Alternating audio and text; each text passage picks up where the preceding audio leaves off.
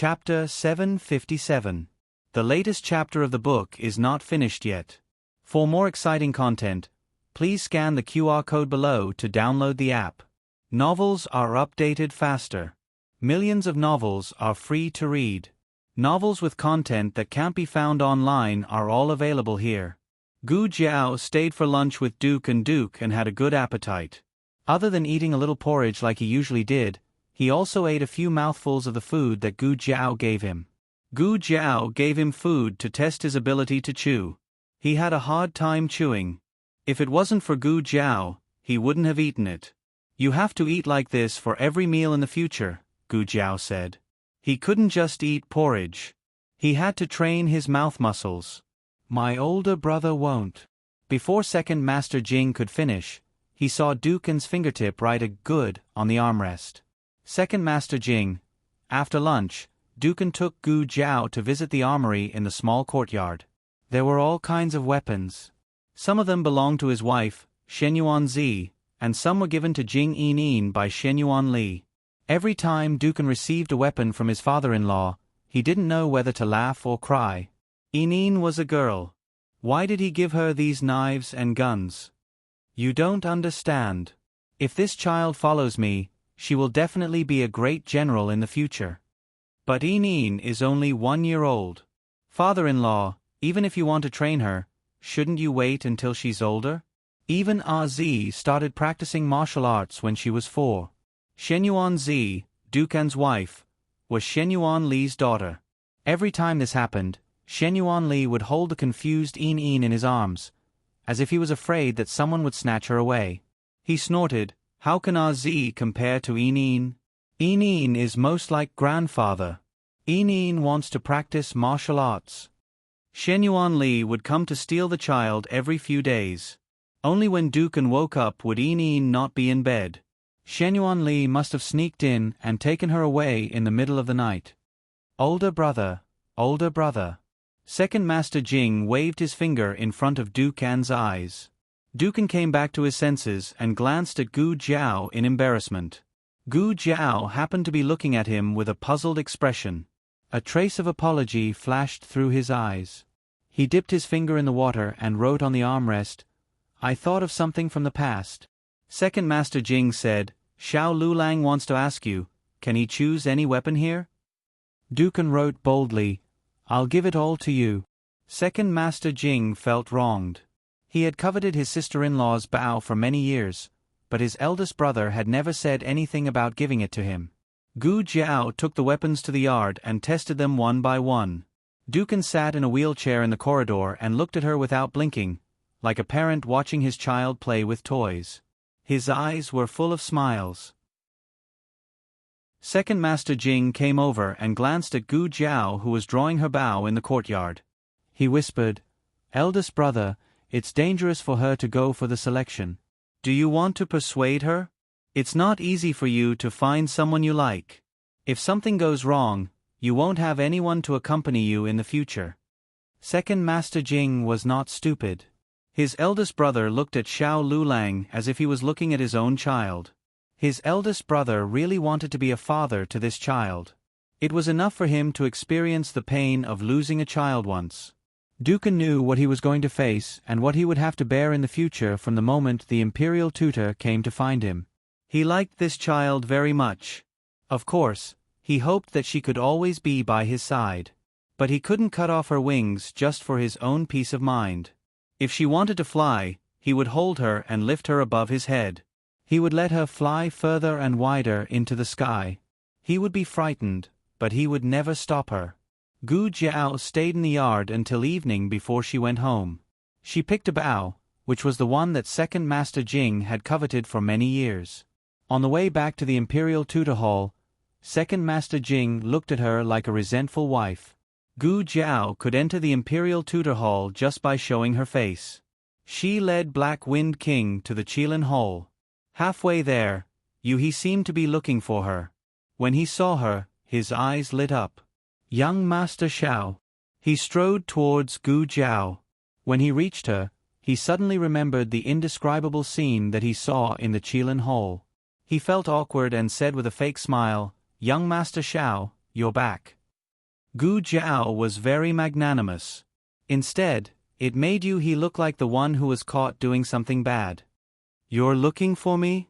Gu Jiao asked. He braced himself to talk about business. "Ah, it's my master. He said that your horse is in the recovery stage and you need to pay more attention to feeding it. He asked people to get some fine feed and asked if you want to take a look."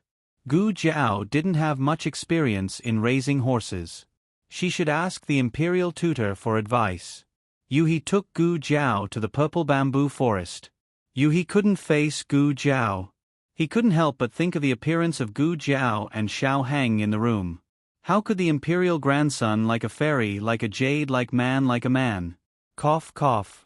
He couldn't think about it anymore. Perhaps to resolve the awkwardness, he tried to find something to talk about. "I think you're very good at raising horses. Little Shi is very good." The Horse King had only been here for a day, but he already knew that it was called Little Shi.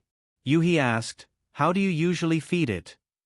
Gu Jiao said, Just feed it casually?" He smiled. "What do you feed it?" Gu Jiao thought for a moment. "Grass. Sometimes I give it some carrots." He's mouth twitched. "Are you sure you're raising a horse and not a donkey?" He continued to find something to talk about. "By the way, I heard from Big Brother that you advanced. I haven't congratulated you yet." Gu Jiao said, "Yes." The conversation died. He couldn't find anything to talk about. He endured the great awkwardness alone and took Gu Jiao to the state preceptor's small courtyard. The state preceptor went to pick some purple bamboo. He let Gu Jiao sit in the central room for a while. The Black Wind King strolled in the forest. He took out the special wine of the state preceptor's palace to entertain Gu Jiao. Gu Jiao took a sip. "It's so sweet." He smiled. "This is osmanthus wine made by master himself. There's only 1 jar a year. Ordinary people can't drink it." At this time, Gu Jiao had finished her cup. She was slightly startled. "It's wine." He nodded. "Yes, but it's not bitter at all, right? The wine made by my master is..." Bang!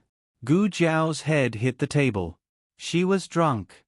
"Young Master Xiao, young Master Xiao, young Master Xiao." He called for a long time, but Gu Jiao still didn't respond. He was confused.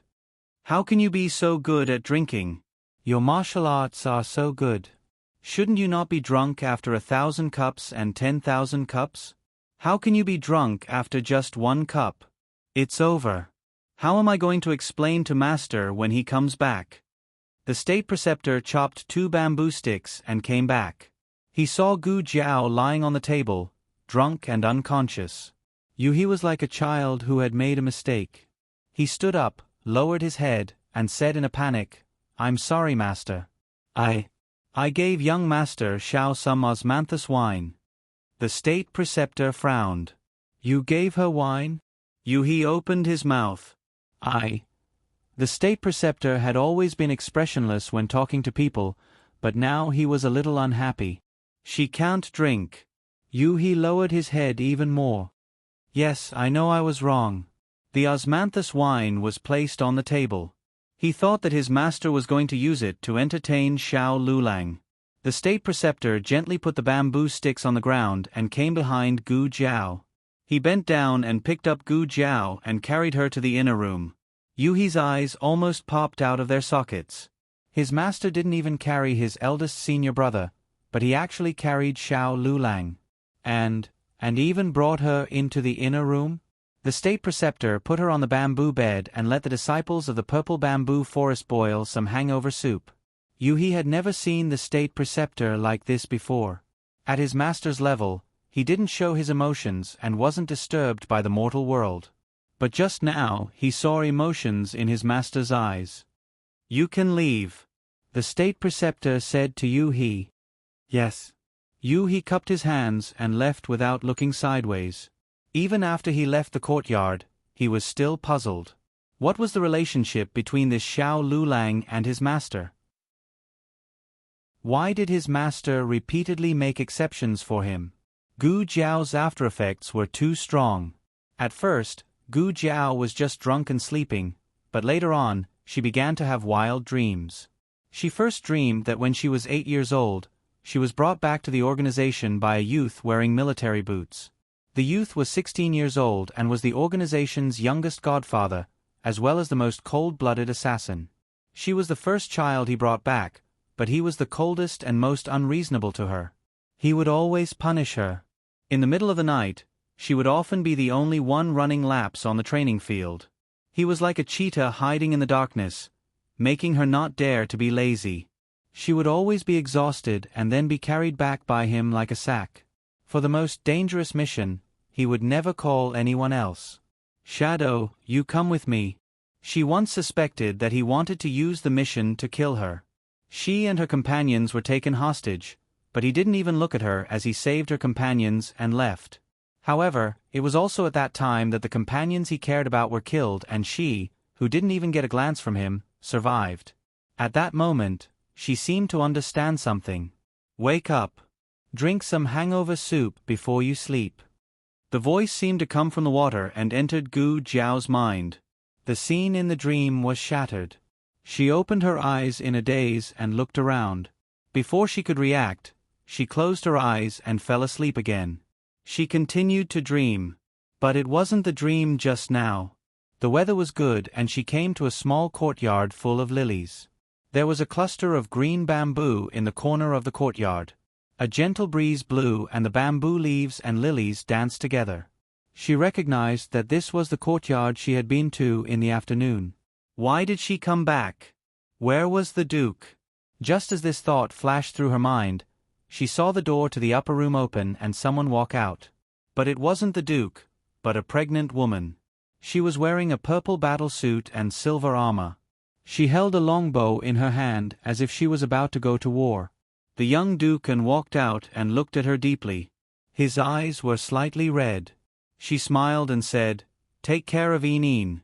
I'll be back soon." "But you didn't come back." This sentence suddenly flashed through Gu Jiao's mind. She looked at the woman's back as she walked out of the courtyard. "Don't go. You will die on the battlefield." Gu Jiao wanted to stop her, but she couldn't make a sound from her throat. She tried a few times. Suddenly, the little girl in the room stumbled out. Her tender voice cut through the air. "Mother." Gu Jiao's body shook and she opened her eyes. There was some sound in her ears. She didn't know if it came from herself or from the dream. "You're awake." The state preceptor sat on the chair in front of the bed and looked at her indifferently. "Do you want some hangover soup? Or not?" Gu Jiao looked around and found that this was an unfamiliar room. But when she looked out the door and saw the familiar central room, she knew that she was still in the small bamboo house in the purple bamboo forest. "No need, I'm awake." Gu Jiao sat up. Her head still hurt a bit. "What kind of wine did you make? It has such a strong aftertaste." "It's because your alcohol tolerance is too low." The state preceptor said, "Yi Qing can drink a jar and still be fine." Gu Jiao was clear about her alcohol tolerance. It was rare that she was silent and didn't refute. "Did you just have a dream?" the state preceptor asked. Mentioning this, Gu Jiao slightly frowned. These days, she had a lot of dreams and forgot when she woke up. But this time, she didn't know if it was because of the alcohol, but she remembered the second half. And she didn't deny it. The state preceptor put the hangover soup on the bedside table. "What did you dream of that made you have such a big reaction?" Gu Jiao looked at him strangely. "My reaction? Big?"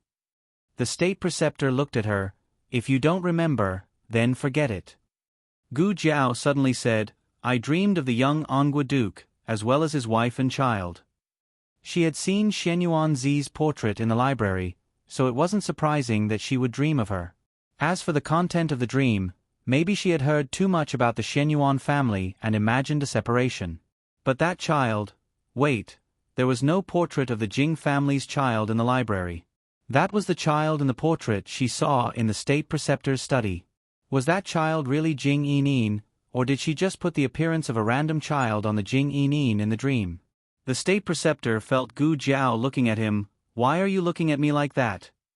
Gu Jiao asked, "Is the girl in the portrait in your study Jing Yinin?" The state preceptor didn't seem too surprised. "You saw it all?" "Did he admit it?" The state preceptor nodded and sighed. "Yes, she is Jing Yinin." Gu Jiao asked seriously, "What's your relationship with Jing Yinin?" The state preceptor looked at Gu Jiao, and his expression suddenly became serious. "Do you really want to know?"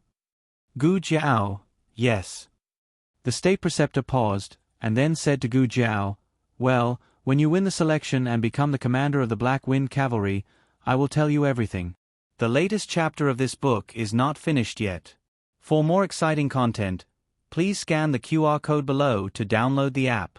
The novel will be updated more quickly. Millions of novels will be read for free. You can find all the novels that you can't find on the internet here.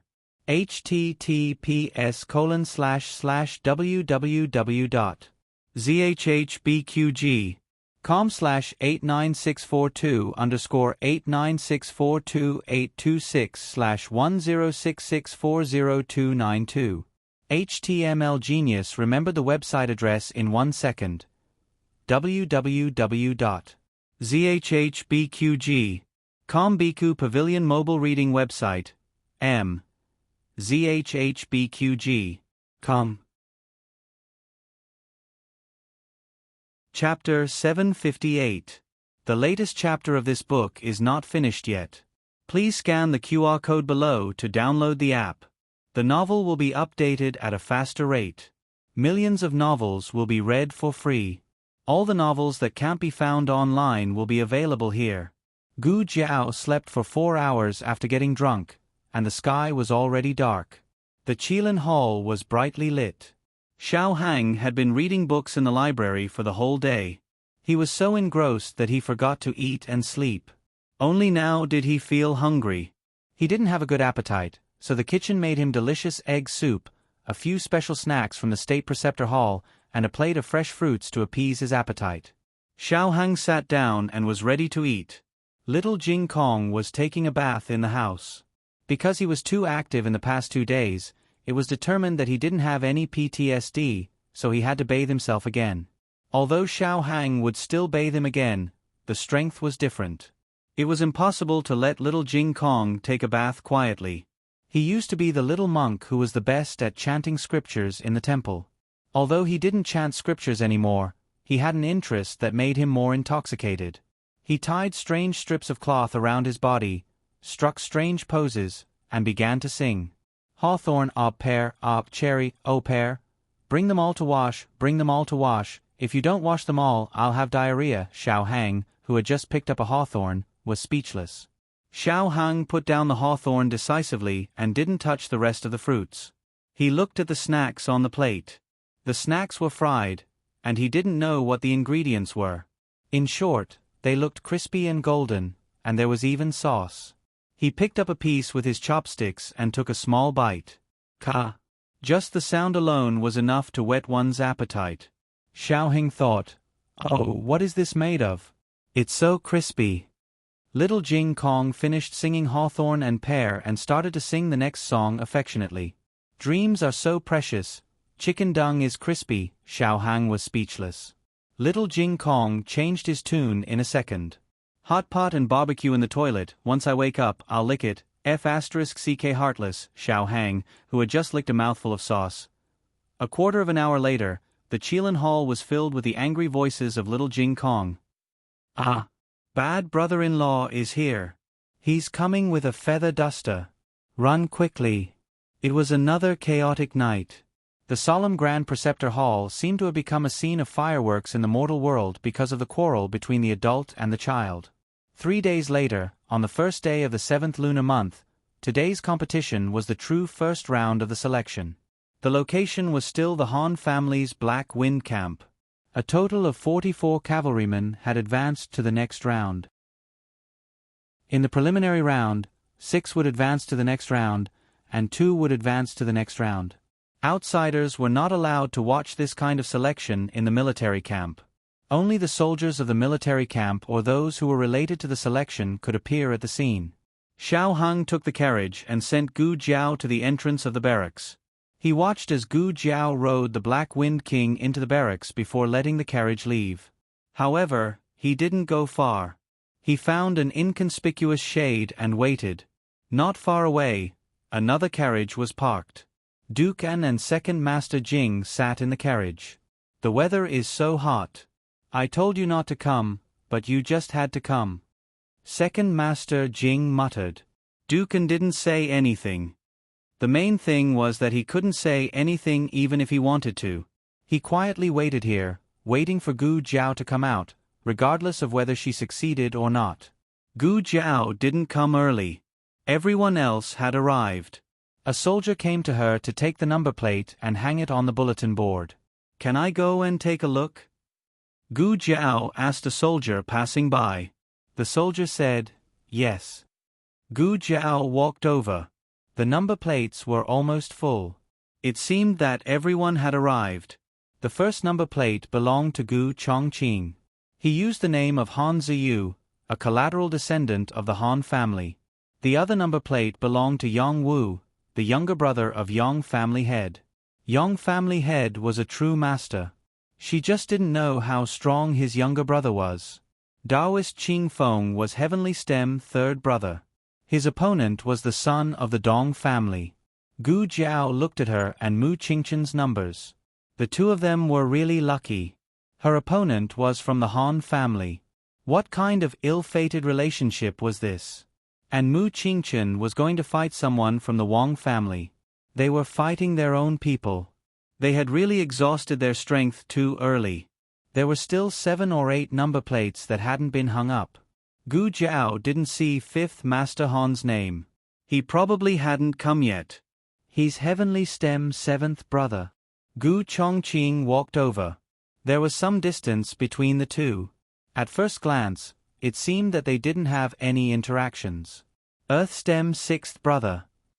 Gu Jiao's gaze fell on the Earth Stem's 6th brother's position. There was already a number plate there. Su Chen. Gu Chongqing pretended to look at the number plate and said in a low voice, Su Yuan's younger brother, Mu Qingchen's uncle. Is he powerful?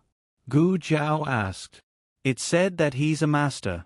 5th Master Han was originally planning on swapping numbers with someone else, Gu Chongqing said. Gu Jiao murmured, was he afraid that he couldn't beat Su Chen? Gu Chongqing said, no, he wanted to beat you and eliminate you. Strictly speaking, it wasn't possible to casually swap numbers in this kind of selection. However, this was the Han clan's home ground, and Gu Jiao had coincidentally drawn a member of the Han clan. Gu Jiao had the same idea. She wanted to eliminate 5th Master Han. She asked regretfully, then why didn't he swap numbers? Someone walked over. Gu Chongqing waited for that person to pass before saying, because he discovered that your opponent was Han Xiaoyu. This person is a member of the Han clan's side branch. He didn't come from a good background, so he didn't join the main clan. However, he is extremely powerful. He fought his way out of the underground arena and is ranked in the top 20. So that's how it was. 5th Master Han was planning on taking care of Su Chen himself and having Han Xiaoyu take care of Gu Jiao. That's pretty good, Gu Jiao said. That's pretty good, Gu Chongqing said as well. The two of them exchanged knowing glances. Your new armor is pretty good, Gu Chongqing said. MHM. Gu Jiao nodded. On the battlefield, the sound of a gong rang out. Gu Chongqing wielded a long sword and urged his horse to charge at his opponent, Yang Wu. No one expected that the first group of opponents would be so powerful. Gu Chongqing's swordsmanship had reached perfection, and Yang Wu's large blade was not to be outdone. Blade light and sword shadows flashed as killing intent filled the air. In an instant, they had exchanged tens of blows. Yang Wu's martial arts were slightly inferior to his older brother, the Yang clan head. However, in front of the younger generation, he still had an advantage.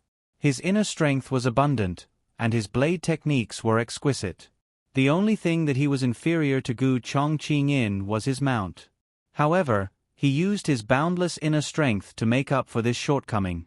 Yang Wu arrogantly said, Brat, You are not my opponent. Just admit defeat. Otherwise, I'm afraid you will die without a complete corpse. Today's fight had a life and death agreement. In other words, they could kill. The Yang clan had coveted the Han clan's military power for a long time. They had always killed the Han clan's disciples. He chopped down with his blade, and Gu Chongqing blocked it with his sword. What a powerful inner strength! Sand and stones flew all around, and dust rose. Gu Chongqing's mount could not withstand Yang Wu's inner strength. Once the mount was injured, the rest of the fight would be dangerous. Gu Chongqing suddenly leaned back, grabbed Yang Wu's large blade, and stabbed at Yang Wu's waist. Yang Wu could not pull out his large blade, so he could only use his other hand to deflect Gu Chongqing's blade. Now was the time. Gu Chongqing swept his long leg and kicked Yang Wu's head. The huge force kicked him down from the horse's back. Yang Wu fell to the ground and was eliminated. The first fight had been so exciting that the second fight seemed ordinary. The third fight was between Taoist Qing Feng and the son of the Dong clan. Seeing Taoist Qing Feng fight, the audience was interested again. However, Taoist Qing Feng was not interested in being watched. He knocked the son of the Dong clan off his horse with one move. Everyone was speechless. Gu Jiao rubbed her chin. No wonder he was able to tie with Liaochen. He is really strong. Luck played a part in this fight.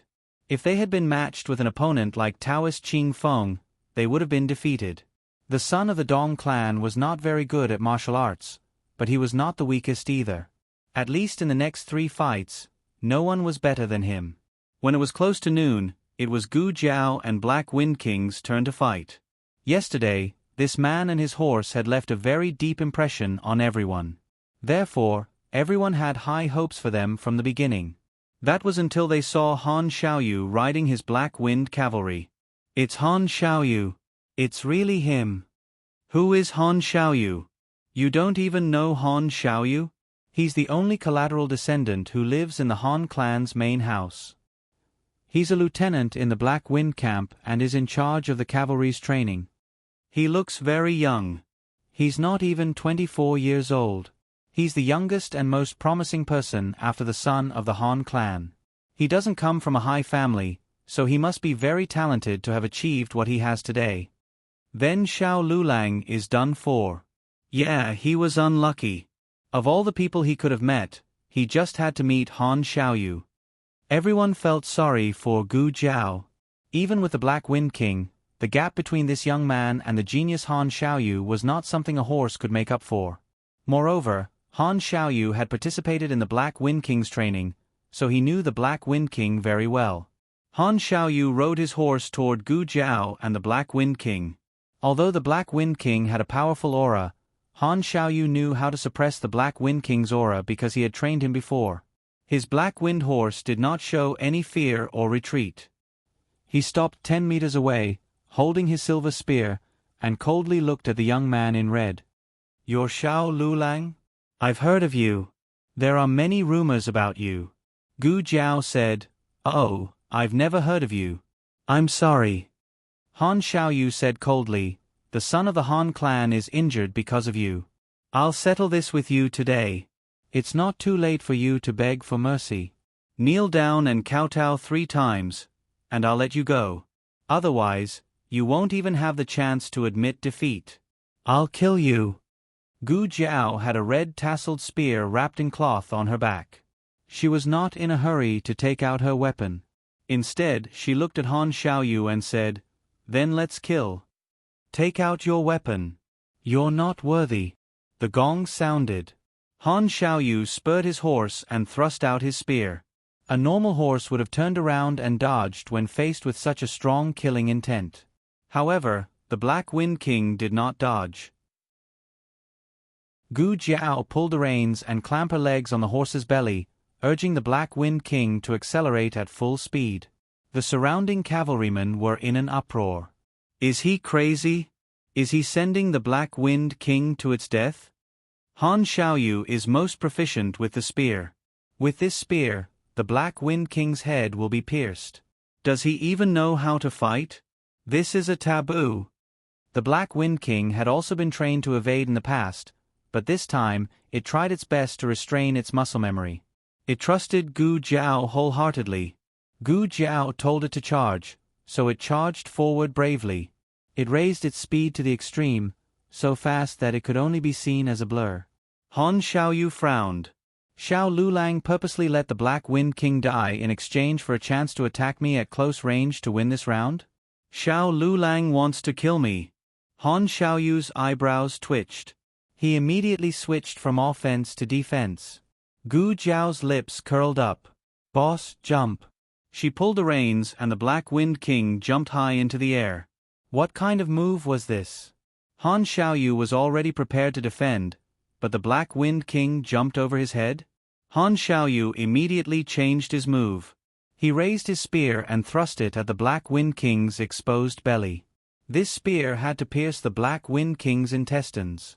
But to Han Xiaoyu's surprise, the young man on the horse suddenly fell down. His soft waist bent at an incredible angle, and he hung upside down from the saddle, using his chest to block the spear for the Black Wind King. Everyone sucked in a breath of cold air. Han Xiaoyu also sucked in a breath of cold air. It was not because of Gu Jiao's difficult move, but because his spear did not pierce the opponent's armor. How could this be? Gu Jiao had already tested it in the state teacher palace. Jing Yinin's armor could not even be pierced by Yi Qing's sword and qi. Gu Jiao enjoyed the shock in his eyes. In terms of martial arts, she, who had only recovered 40% of her strength, was not as good as Han Xiaoyu. But her equipment was strong. Come on, let's compete. Han Xiaoyu knew something was wrong and hurriedly pulled back, but it was already too late. Gu Jiao grabbed his spear, lowered her body, and pressed down on Han Xiaoyu's saddle to pry up the spear. I don't need to pry up the earth, but prying you is enough. Han Xiaoyu was directly sent flying. He simply did not understand how he flew out. He whistled in the air, and his mount dashed over to catch him, only to be kicked away by the Black Wind King in a domineering manner. Han Xiaoyu finally landed on the ground in a sorry state. Meanwhile, Gu Jiao let out a long sigh of relief and sat back down on the broad back of the Black Wind King's horse. Advance to the next round, Xiao Lulang. Digression, last day of the double event. If you have a monthly ticket, hurry up and vote. The latest chapter of this book is not finished yet. For more exciting content, please scan the QR code below to download the app. Novels are updated faster. Millions of novels are free to read. Novels that cannot be found on the internet are all here. https://www.zhbqg.com/89642_8964286/1066356330. HTML Genius memorized this site's address. www.zhbqg.com Bikuj mobile reading website. zhbqg.com. Chapter 759. The latest chapter of this book is not finished yet. For more exciting content, please scan the QR code below to download the app. Novels are updated even faster. Millions of novels are free to read. Novels that can't be found online are all available here. Gu Jiao's match was after Taoist Qing Feng's. It was another match that left everyone dumbfounded. What was going on? How did Han Xiaoyu fly out? Did you see it clearly? Cavalry A asked Cavalry B. I didn't. Did you see it clearly? Cavalry B asked Cavalry C. Cavalry C. I didn't see it either. On a high platform behind the crowd, Han Lei and fifth grandfather Han silently looked at Xiao Lulang, who rode his horse to the edge of the battlefield. Fifth grandfather Han said, "Big brother, no wonder Yi was defeated by this kid so many times. He does have some tricks up his sleeve." Han Lei's expression was serious. What happened to Han Xiaoyu just now? I didn't feel any fluctuation of internal energy from that kid. How did he send Han Xiaoyu flying? Which sex martial art did he use that move from? Fifth grandfather Han's silver hair shone under the hot sun. His expression was as cold as his hair color. His gaze fell on the youth who was riding his horse. There were many disciples of aristocratic families on the battlefield. He looked ordinary, but he could be easily spotted in the crowd. "It's not martial arts. It's just a small trick," he said. Han Lei frowned. He didn't understand. A small trick. Fifth grandfather Han said, "Big brother, do you still remember the catapult?" Han Lei put his hands behind his back and nodded. "I remember. It's one of the war chariots used to attack cities. It's very destructive and can be used to attack city gates and walls. It can also be used to attack the soldiers guarding the city." Could it be that he just... Fifth grandfather Han nodded. "That's right. He used Han Xiaoyu as a rock and pried him out. He understands the logic, but very few people can create such an environment and opportunity in close combat." From the moment he entered the battlefield, he started calculating the attack distance, the height of his jump, the angle of his waist, and even the speed of Han Xiaoyu's spear. He has a clear picture in his mind. Han Lei said, "I still don't understand." Fifth grandfather Han said, "Big brother, you don't need to understand. Big brother, you just need to know that this kid is a genius." Han Lei turned to look at fifth grandfather Han and smiled ambiguously. "You even know how to praise people?" Fifth grandfather Han continued, "But geniuses also need a bit of luck. If it wasn't for the armor he was wearing, he would have died under Han Xiaoyu's spear." Han Lei's gaze once again fell on the young man. The young man was dressed in red and was clad in bright clothes.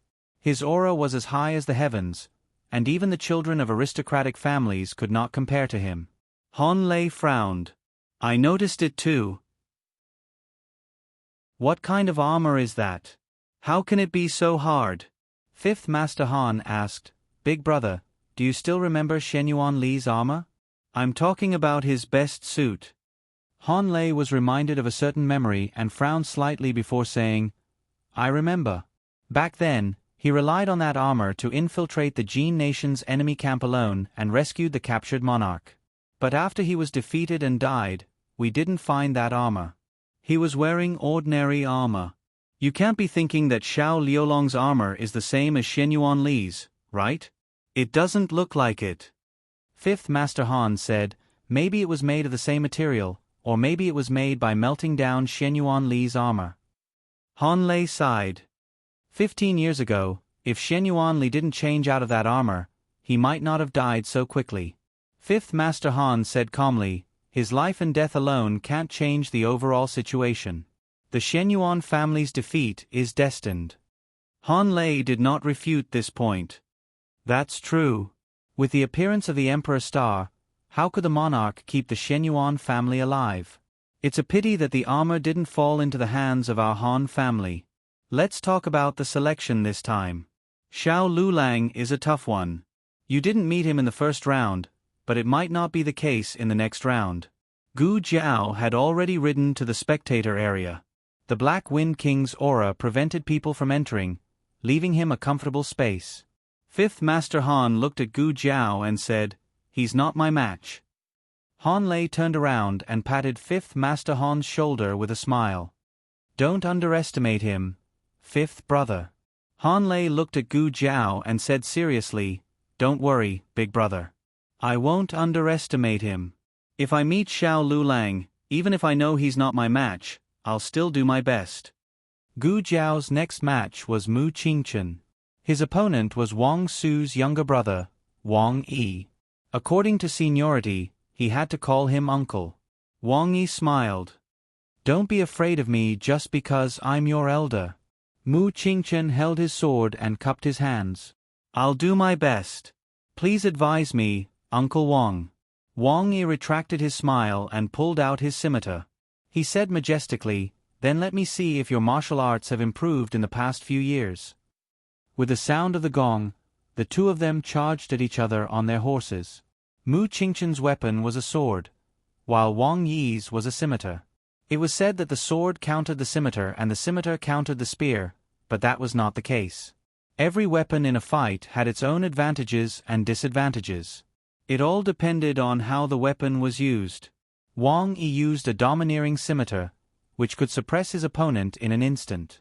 Mu Qingchen's swordsmanship focused on swiftness and lightness. Mu Qingchen's sword could be easily blocked by Wang Yi's scimitar. However, if Wang Yi's scimitar came down, Mu Qingchen might not be able to block it. In order to avoid being hit by Wang Yi's attacks, Mu Qingchen attacked Wang Yi as soon as he entered the arena. He didn't use any of his power-type moves, such as slashing, and stabbing. All of his moves were quick and tricky moves that were impossible to guard against. Wang Yi was dazzled. He couldn't use his strength. In the end, Mu Qingchen stepped on the pedal and jumped up. He flipped in the air and cut the leather of Wang Yi's saddle. Mu Qingchen then slashed the back of the horse with his sword. The horse was startled. It raised its front hooves and rushed forward. Wang Yi's body tilted and he slid down from the horse's back along with the saddle. In the next second, Mu Qingchen landed on his horse and grabbed his arm. "Uncle Wang Si." Wang Yi steadied himself and looked at Mu Qingchen with amusement. He patted Mu Qingchen's horse and said while panting, "I lost. I admit defeat." Mu Qingchen got off the horse and put away his sword. He cupped his hands and bowed like a junior. "Uncle Wang Si, you let me win." Wang Yi waved his hand. Okay. I didn't want to come. But since you defeated me, you can't lose to anyone else. You have to prove to me that I didn't lose to you."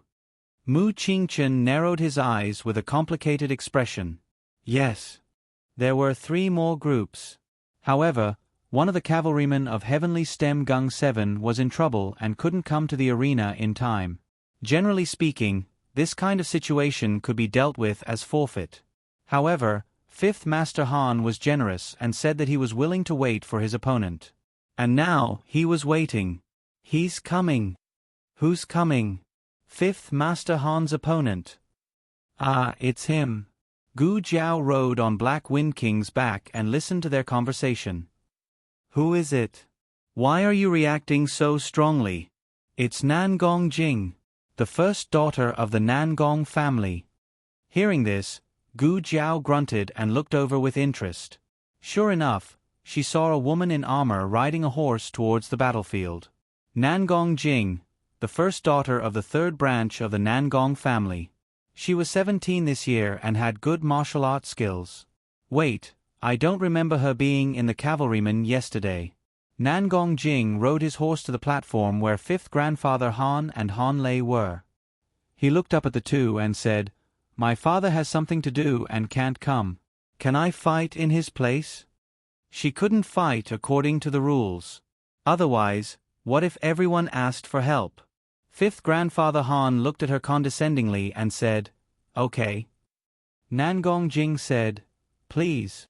5th Master Han walked down the stage at a moderate pace. Gu Jiao touched her chin. She had always wondered why 5th Master Han's hair turned white at such a young age. 5th Master Han didn't ride his own black demon horse. Instead, he rode an ordinary black wind rider. Nangong Jing frowned and asked, "5th Master Han, why didn't you use your own horse? Are you looking down on me?" 5th Master Han said, "Miss Nangong, you're overthinking. I thought that no one from the Nangong family would come today, so I asked someone to bring my horse back to my residence. If I went back to get it, I'm afraid I'll have to make you wait." The content of his words was polite, but his expression and tone were completely different. Nangong Jing was furious. She said coldly, "Why aren't you hitting the gong?" The examiner coughed and hit the gong. Nangong Jing's weapons were dual swords, while 5th Master Han was bare-handed. When Nangong Jing galloped toward 5th Master Han, 5th Master Han didn't move at all. Nangong Jing's martial arts weren't on the same level as 5th Master Han's, so she couldn't hurt him. Before her swords could touch 5th Master Han's hair, 5th Master Han used his internal energy to knock her off her horse. Her horse seemed to be greatly frightened. It raised its front hooves and was about to step on her. 5th Master Han casually grabbed Nangong Jing and pulled her up from the ground. Nangong Jing's face turned pale. She hugged his arm tightly and jumped into his embrace. Everyone's expression changed. "It can't be, right? In public, the Nangong family's daughter and fifth Master Han. This, in a place where no one could see, Nangong Jing's eyes turned cold. She hugged fifth Master Han and fell down. She was planning to perish together with fifth Master Han and get him out of the game. In order to eliminate fifth Master Han, she even sacrificed her reputation as a girl. Gu Jiao raised her eyebrows. Ah, yes. A kid from the Nangong family advanced. Everyone despised this behavior. This vicious woman. She used a dirty trick. It's over, it's over. They fell down. Ouch. The two of them fell off their horses. Nangong Jing held onto fifth Master Han tightly and sneered. Let's go to hell together, Master Han. Fifth Master Han's expression was calm. His thin lips moved slightly. You're happy too early. Nangong Jing's expression froze. Fifth Master Han pried open one of her hands and slapped her.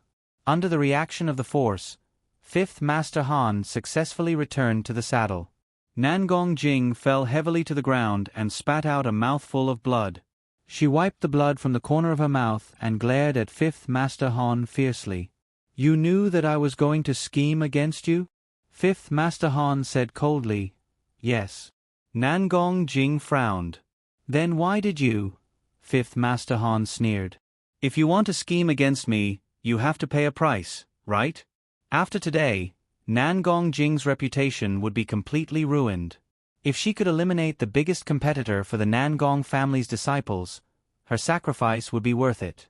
But now, her sacrifice was in vain. Gu Jiao had a new understanding of fifth Master Han. He was truly a ruthless man. He didn't even care about a beauty like Nangong Jing. The next 3 rounds weren't that amazing, and the next round didn't have a number plate. After watching, Gu Jiao went to the stable to feed Black Wind King. There was still a one-on-one duel in the afternoon. They couldn't leave the camp until everyone finished. At this moment, everyone thought of eating by themselves. They left the horses to their servants. When Gu Jiao came with Black Wind King, there weren't many people in the stable. Gu Chongqing also walked over with his Black Wind King. He pretended to feed the horse and said to Gu Jiao calmly, There's a sand table simulation in the afternoon. You can draw lots after entering the arena. Gu Jiao first checked the feed in the stable.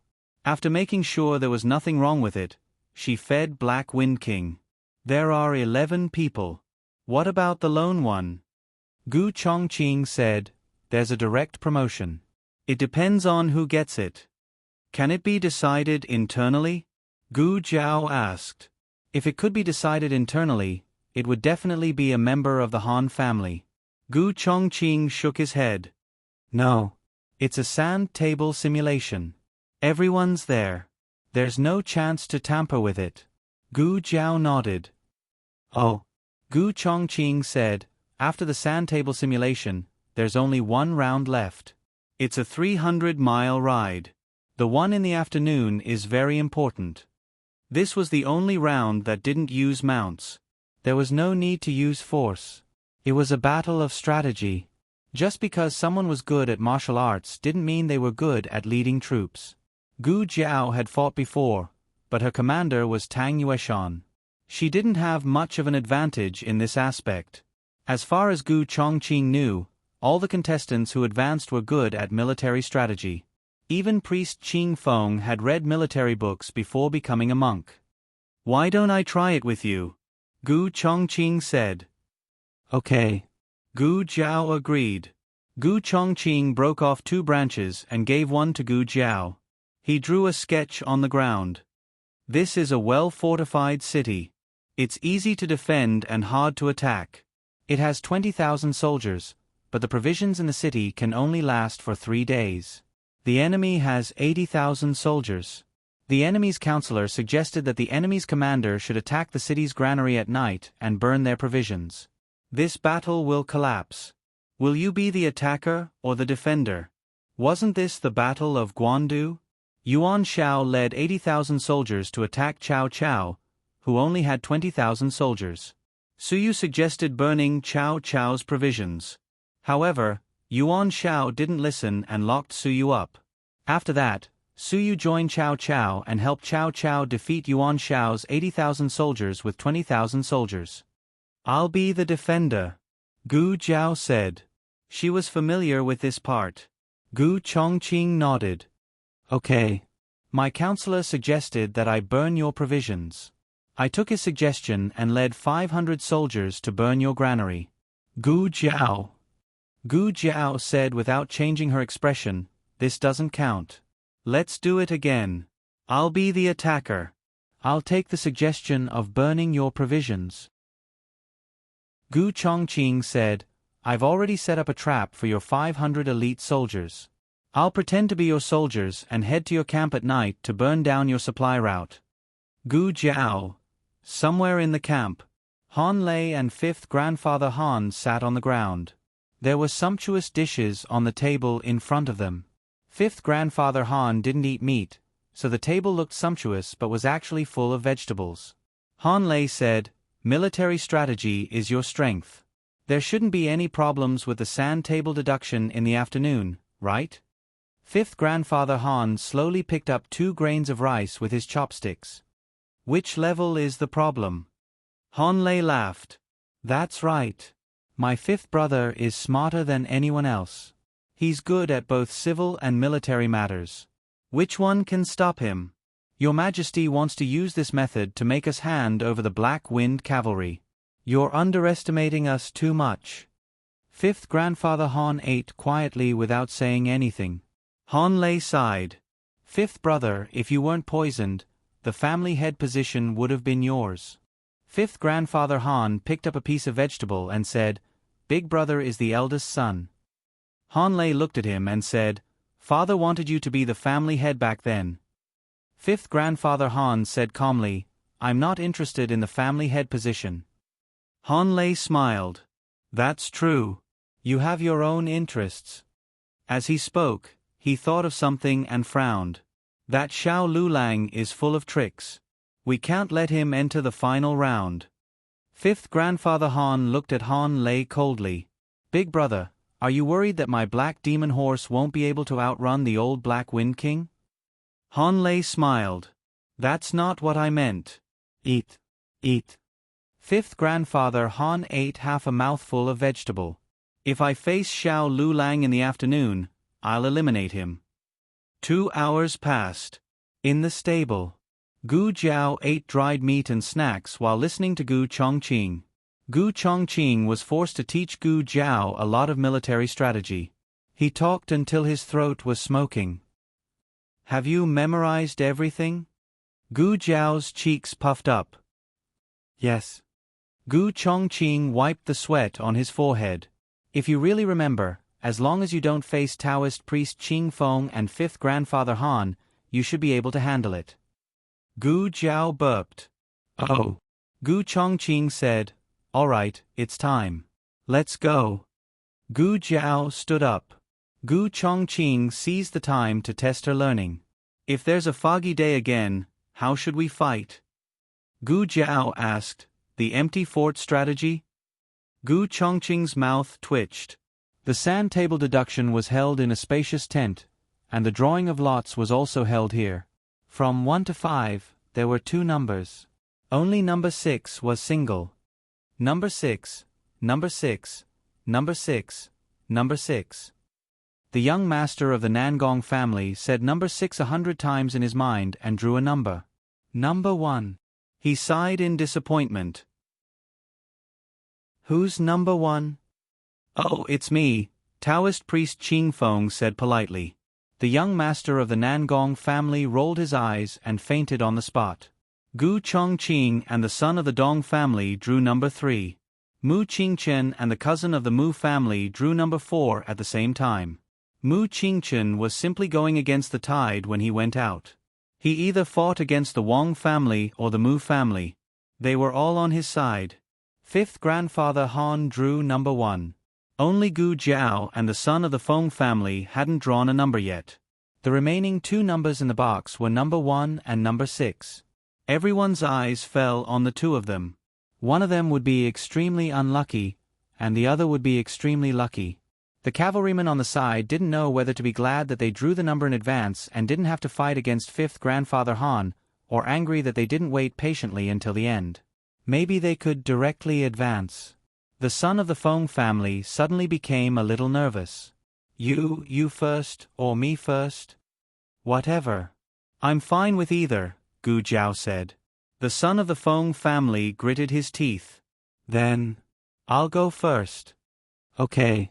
Gu Jiao raised her hand and motioned for him to go first.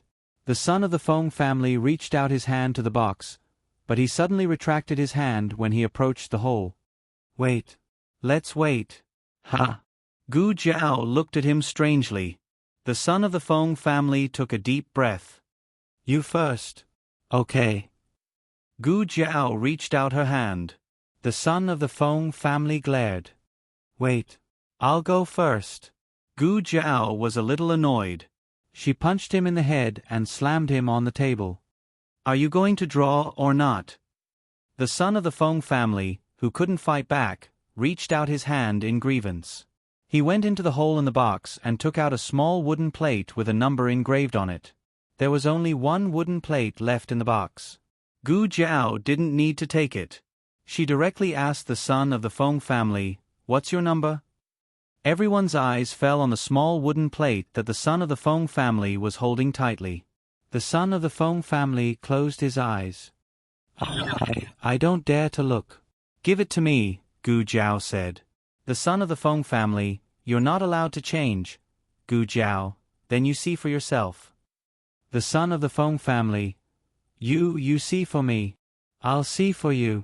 Fifth Grandfather Han casually walked over and pinched the son of the Feng family's wooden plate with his slender fingertips. The son of the Feng family nervously opened his eyes and looked at him. Fifth Grandfather Han gave him a look that told him to let go. He was so scared that he let go. Fifth Grandfather Han held the wooden plate in his hand and looked at Gu Jiao with a smile. Xiao Lulang, what do you think of your luck? Gu Chongqing's eyes turned cold. Please don't be number one. My name is poisonous.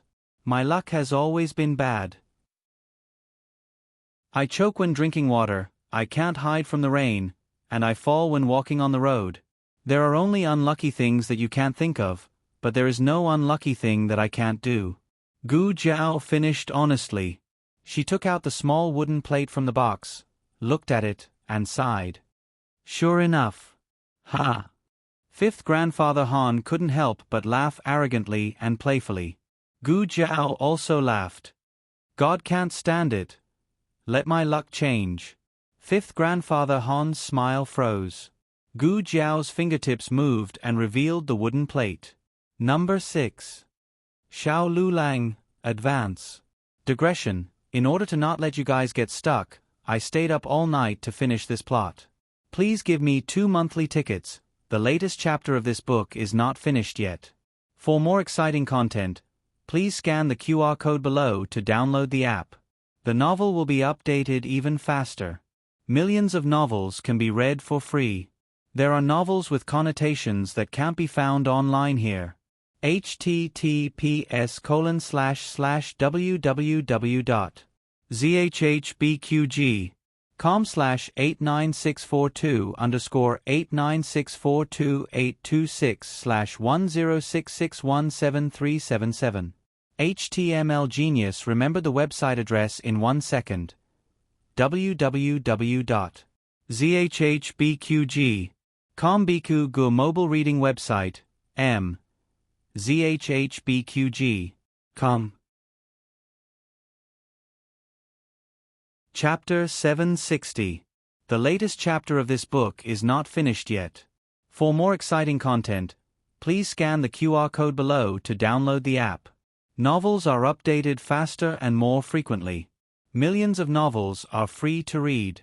Novels with content that can't be found online are all available here. Fifth Grandfather Han clenched his fists and a murderous look flashed in his eyes. He actually didn't care if Xiao Lulang advanced or not. Even if he advanced, Xiao Lulang wouldn't be able to pass the last round. However, it didn't feel good to be fooled. This kid called Xiao Lulang was a very infuriating person. Outside the tent, Han Lei shook his head slightly at fifth grandfather Han and used his eyes to tell him not to be impulsive. This wasn't a place to fight. It wouldn't be good if he was disqualified. Fifth grandfather Han closed his eyes and exhaled a mouthful of turbid air. He calmed himself down and said to Gu Jiao, "It's just a futile effort." Gu Jiao nodded in agreement. "You're right. It's just a futile effort. Hurry up and admit defeat. Let little brother Feng compete with me in the next round." Feng Ling was so scared that he shuddered. In addition to the 11 selected candidates, there were also examiners from the imperial court and some cavalrymen who were disqualified but allowed to watch the competition. Everyone's eyes fell on Gu Jiao. This kid's face was damaged and he wasn't old, but he dared to use such an arrogant tone in front of fifth grandfather Han. Was he not afraid of death? Compared to the showy heir Han, this low-key fifth grandfather Han was the real killing god of the Han family. Old Master Han thought highly of him. If he hadn't been poisoned, even the position of the head of the family would have been his. Fifth grandfather Han wasn't easily angered. What happened just now was an accident. There wouldn't be a second time. He looked deeply at Gu Jiao. "See you in the next round." Gu Jiao shrugged. "Who knows? After all, I've advanced and you haven't." Of all people, this was a sore spot. Fifth grandfather Han clenched his fists. Outside the tent, Han Lei gave one of the examiners a look. The examiner immediately coughed. "Ahem. All right, let's begin. Xiao Lulang, you've already advanced. You can stay and watch the battle, or you can leave first." Everyone looked at her enviously. Why couldn't this kind of luck fall on their heads? Gu Jiao said helplessly, "Since the examiner wants me to stay, then I will reluctantly take a look." The examiner was speechless. The tent was spacious, and in the middle of it was a sand table. The examiners sat on the main seats, facing the entrance of the tent. The spectators stood in designated areas on both sides, guarded by 10 guards. The tent was very quiet. The first group was between the Feng family's legitimate son, Feng Ling, and fifth Han. Those who could advance to this round were all capable. Feng Ling's strength was not weak, and he often studied the art of war at home. However, he was not on the same level as fifth Master Han. Fifth grandfather Han won effortlessly. Feng Ling walked to the spectator area dejectedly. The scion beside him comforted him. "All right, it's not like you lost to fifth Master Han. You can even brag about it later."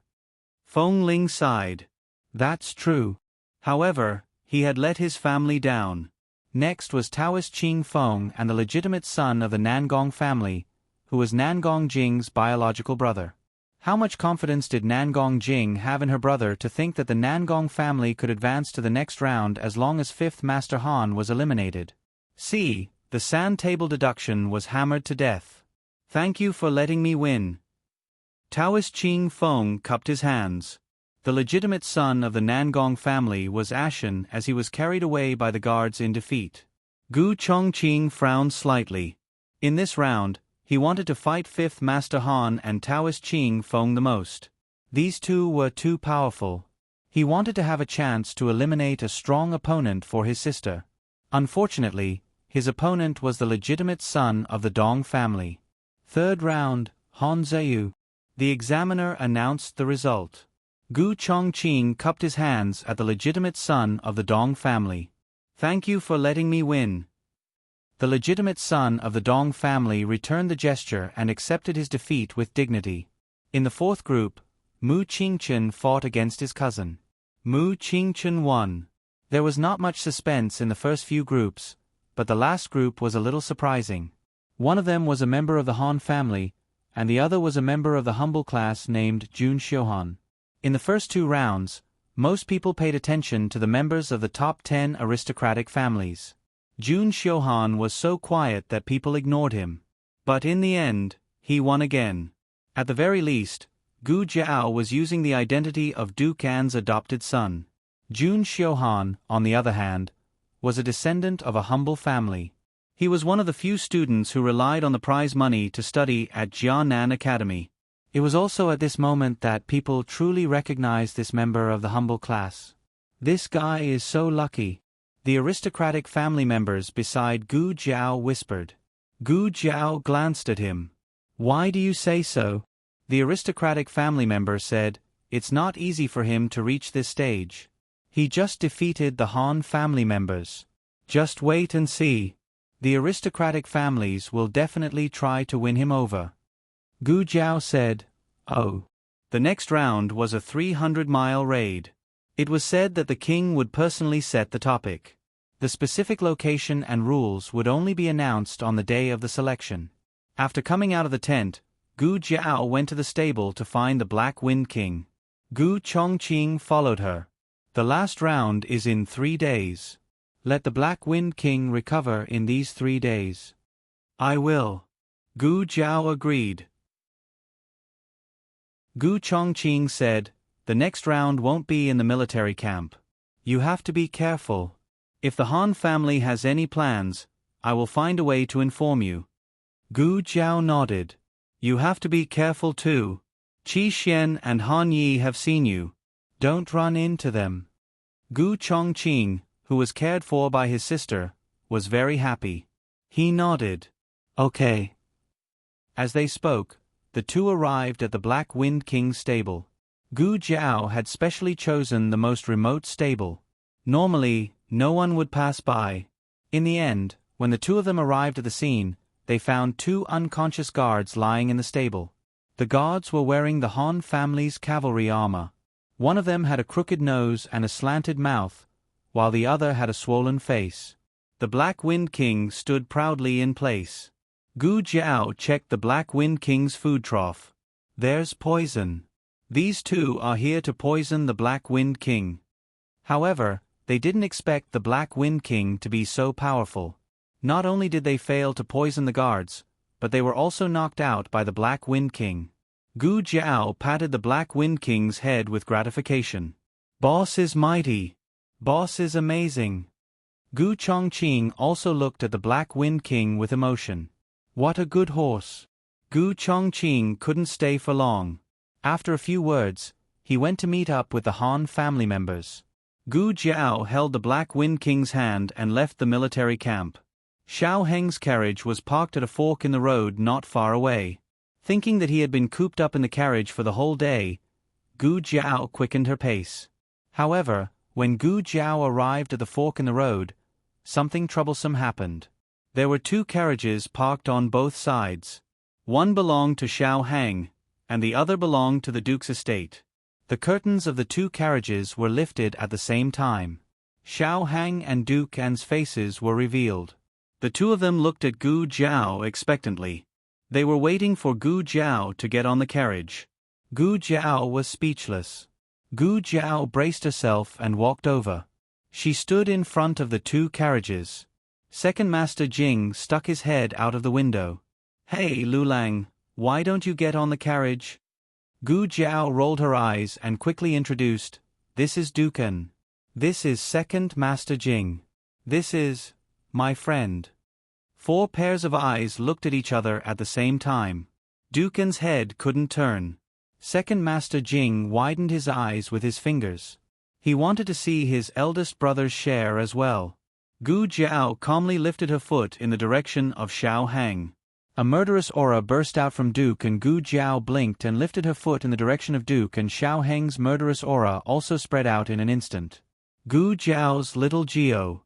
It had nowhere to put it, so it could only stand on one leg. Second Master Jing got off the carriage and came to Xiao Heng's window. He looked at him carefully for a long time. Suddenly, he slapped his head. Brat. It's really you. What are you doing? Didn't you recognize the Duke's carriage? Didn't you know to come over and say hello? I was wondering who had been standing here all day. Xiao Heng, who was stunned by the slap, was speechless. Empress Shenyuan was Shenyuan Li's younger sister, while the Crown Princess and Shenyuan Zi were cousins. According to seniority, Shenyuan Zi was the eldest grandson's aunt, while Dukan was the eldest grandson's uncle. Every time Shangguan Qing returned to the capital, he would stay in the small courtyard for a few days. After Duke and became a vegetable, he also secretly went to visit him. Outsiders didn't know that Shangguan Qing had private dealings with the Duke's mansion, but Second Master Jing knew. From the slap that Second Master Jing gave, Shangguan Qing, his uncle, and Second Master Jing were very close. Second Master Jing saw that Xiao Hang didn't make a sound and said in disbelief, "What? It's only been a year. Don't you recognize me?" He couldn't ruin his image. Xiao Hang smiled. "I recognize you." Second Master Jing said unhappily, "Then why didn't you greet me?" "How would I know what Shangguan Qing called you? Dukan is his uncle, you aren't." Second Master Jing said, "I thought you didn't even recognize your little uncle?" "Wait, shouldn't I politely call you Uncle Jing? How did you become my little uncle? How could you be so close?" Second Master Jing, who could even make Shenyuan Chang his brother-in-law, felt that making him his little uncle wasn't a problem at all. He didn't treat himself as an outsider at all. Thinking of something, Second Master Jing looked at Gu Jiao and then looked at Xiao Hang. He asked, "Oh right, just now Lu Lang said you were his friend. Do you know Lu Lang?" Yes, we know each other. My mother was seriously injured and it was Lu Lang who treated her. Now Lu Lang is staying in the Qilin Hall, so it's convenient for him to continue treating my mother." "I see." Second Master Jing suddenly understood and didn't question the truth of the matter. Firstly, he had heard about the Crown Princess's injury. Secondly, he had seen Xiao Liulong's medical skills with his own eyes. "How's your mother's condition?" Second Master Jing asked. "The operation was very successful. She's out of danger. She's currently recuperating in the State Preceptor Hall," Xiao Heng said. Second Master Jing secretly sighed. "That's good." Although the government announced that Shangguan Yen was out of danger, but when it was confirmed by Xiao Heng's mouth, his heart was completely at ease. "Your voice changed a little," Second Master Jing said. "It's better than before. Like I said, once a boy's voice changes, he won't have a goose voice anymore." Xiao Heng broke out in a cold sweat because of him. Xiao Heng smiled. "Little uncle is right. Let's go, let's talk in the carriage. Your uncle is also here." Second Master Jing pulled Xiao Heng into Duke Fu's carriage. Gu Jiao was also brought into the carriage.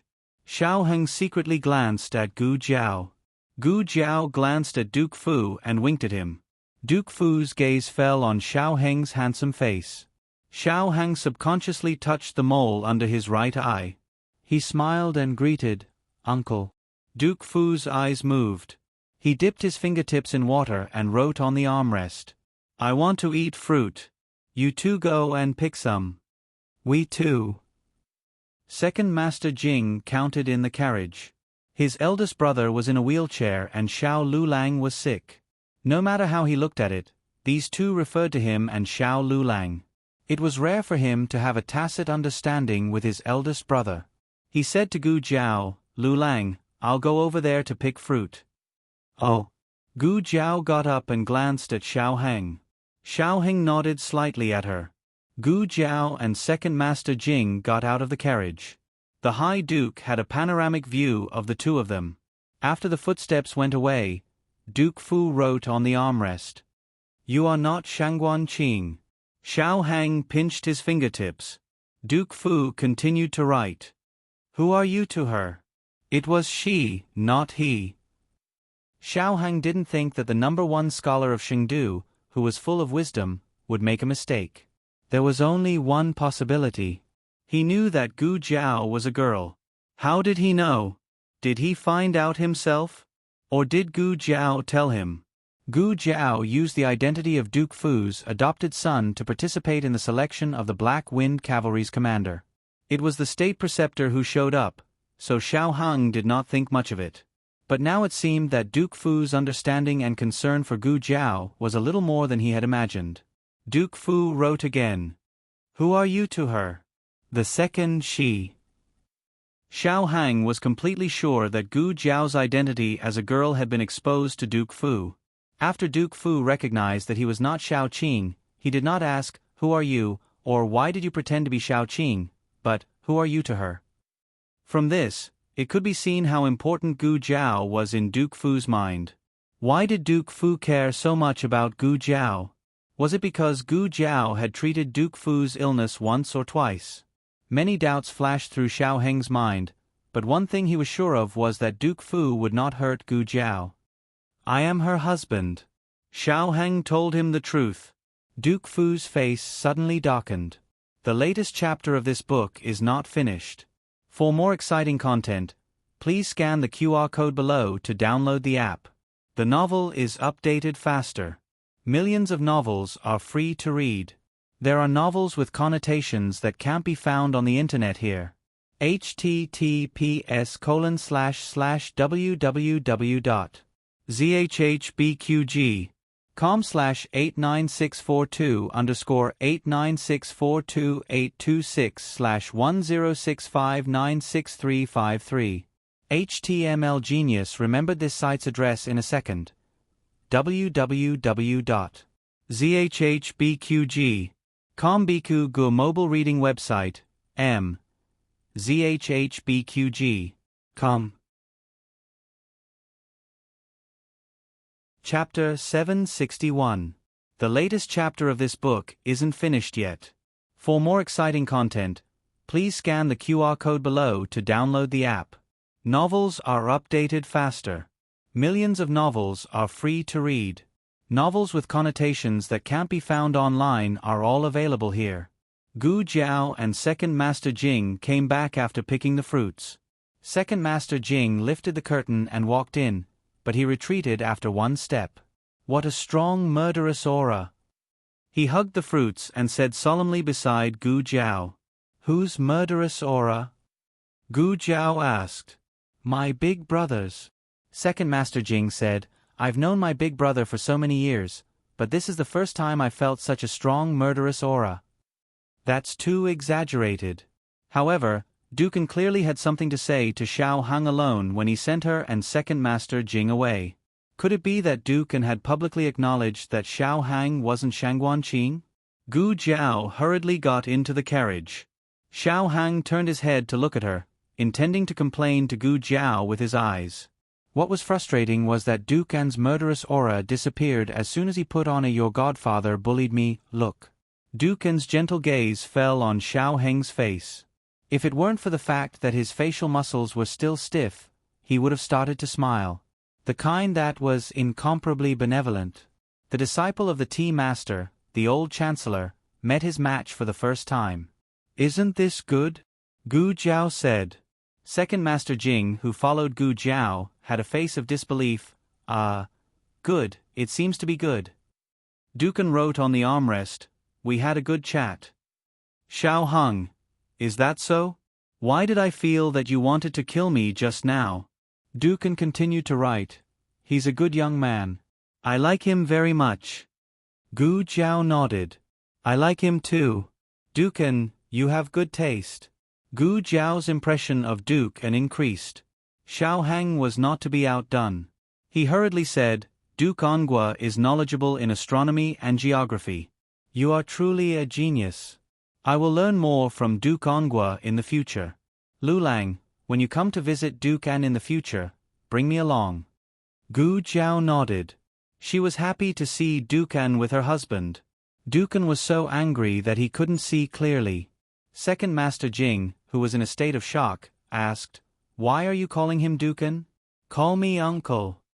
Xiao Heng looked at Dukan and smiled from ear to ear. Uncle. Dukan turned his face away in his heart. Humph. Last night, Gu Jiao promised little Jing Kong that she would pick him up from school today. After sitting in Dukan's carriage for a while, she left with Xiao Heng. Eldest brother, let's go back too. Second Master Jing said. Dukan suddenly wrote on the armrest, I want to train. Second Master Jing's eyes widened. He thought he had seen wrongly. Eldest brother, what's wrong with you? The doctor told you to train so many times, but you refused.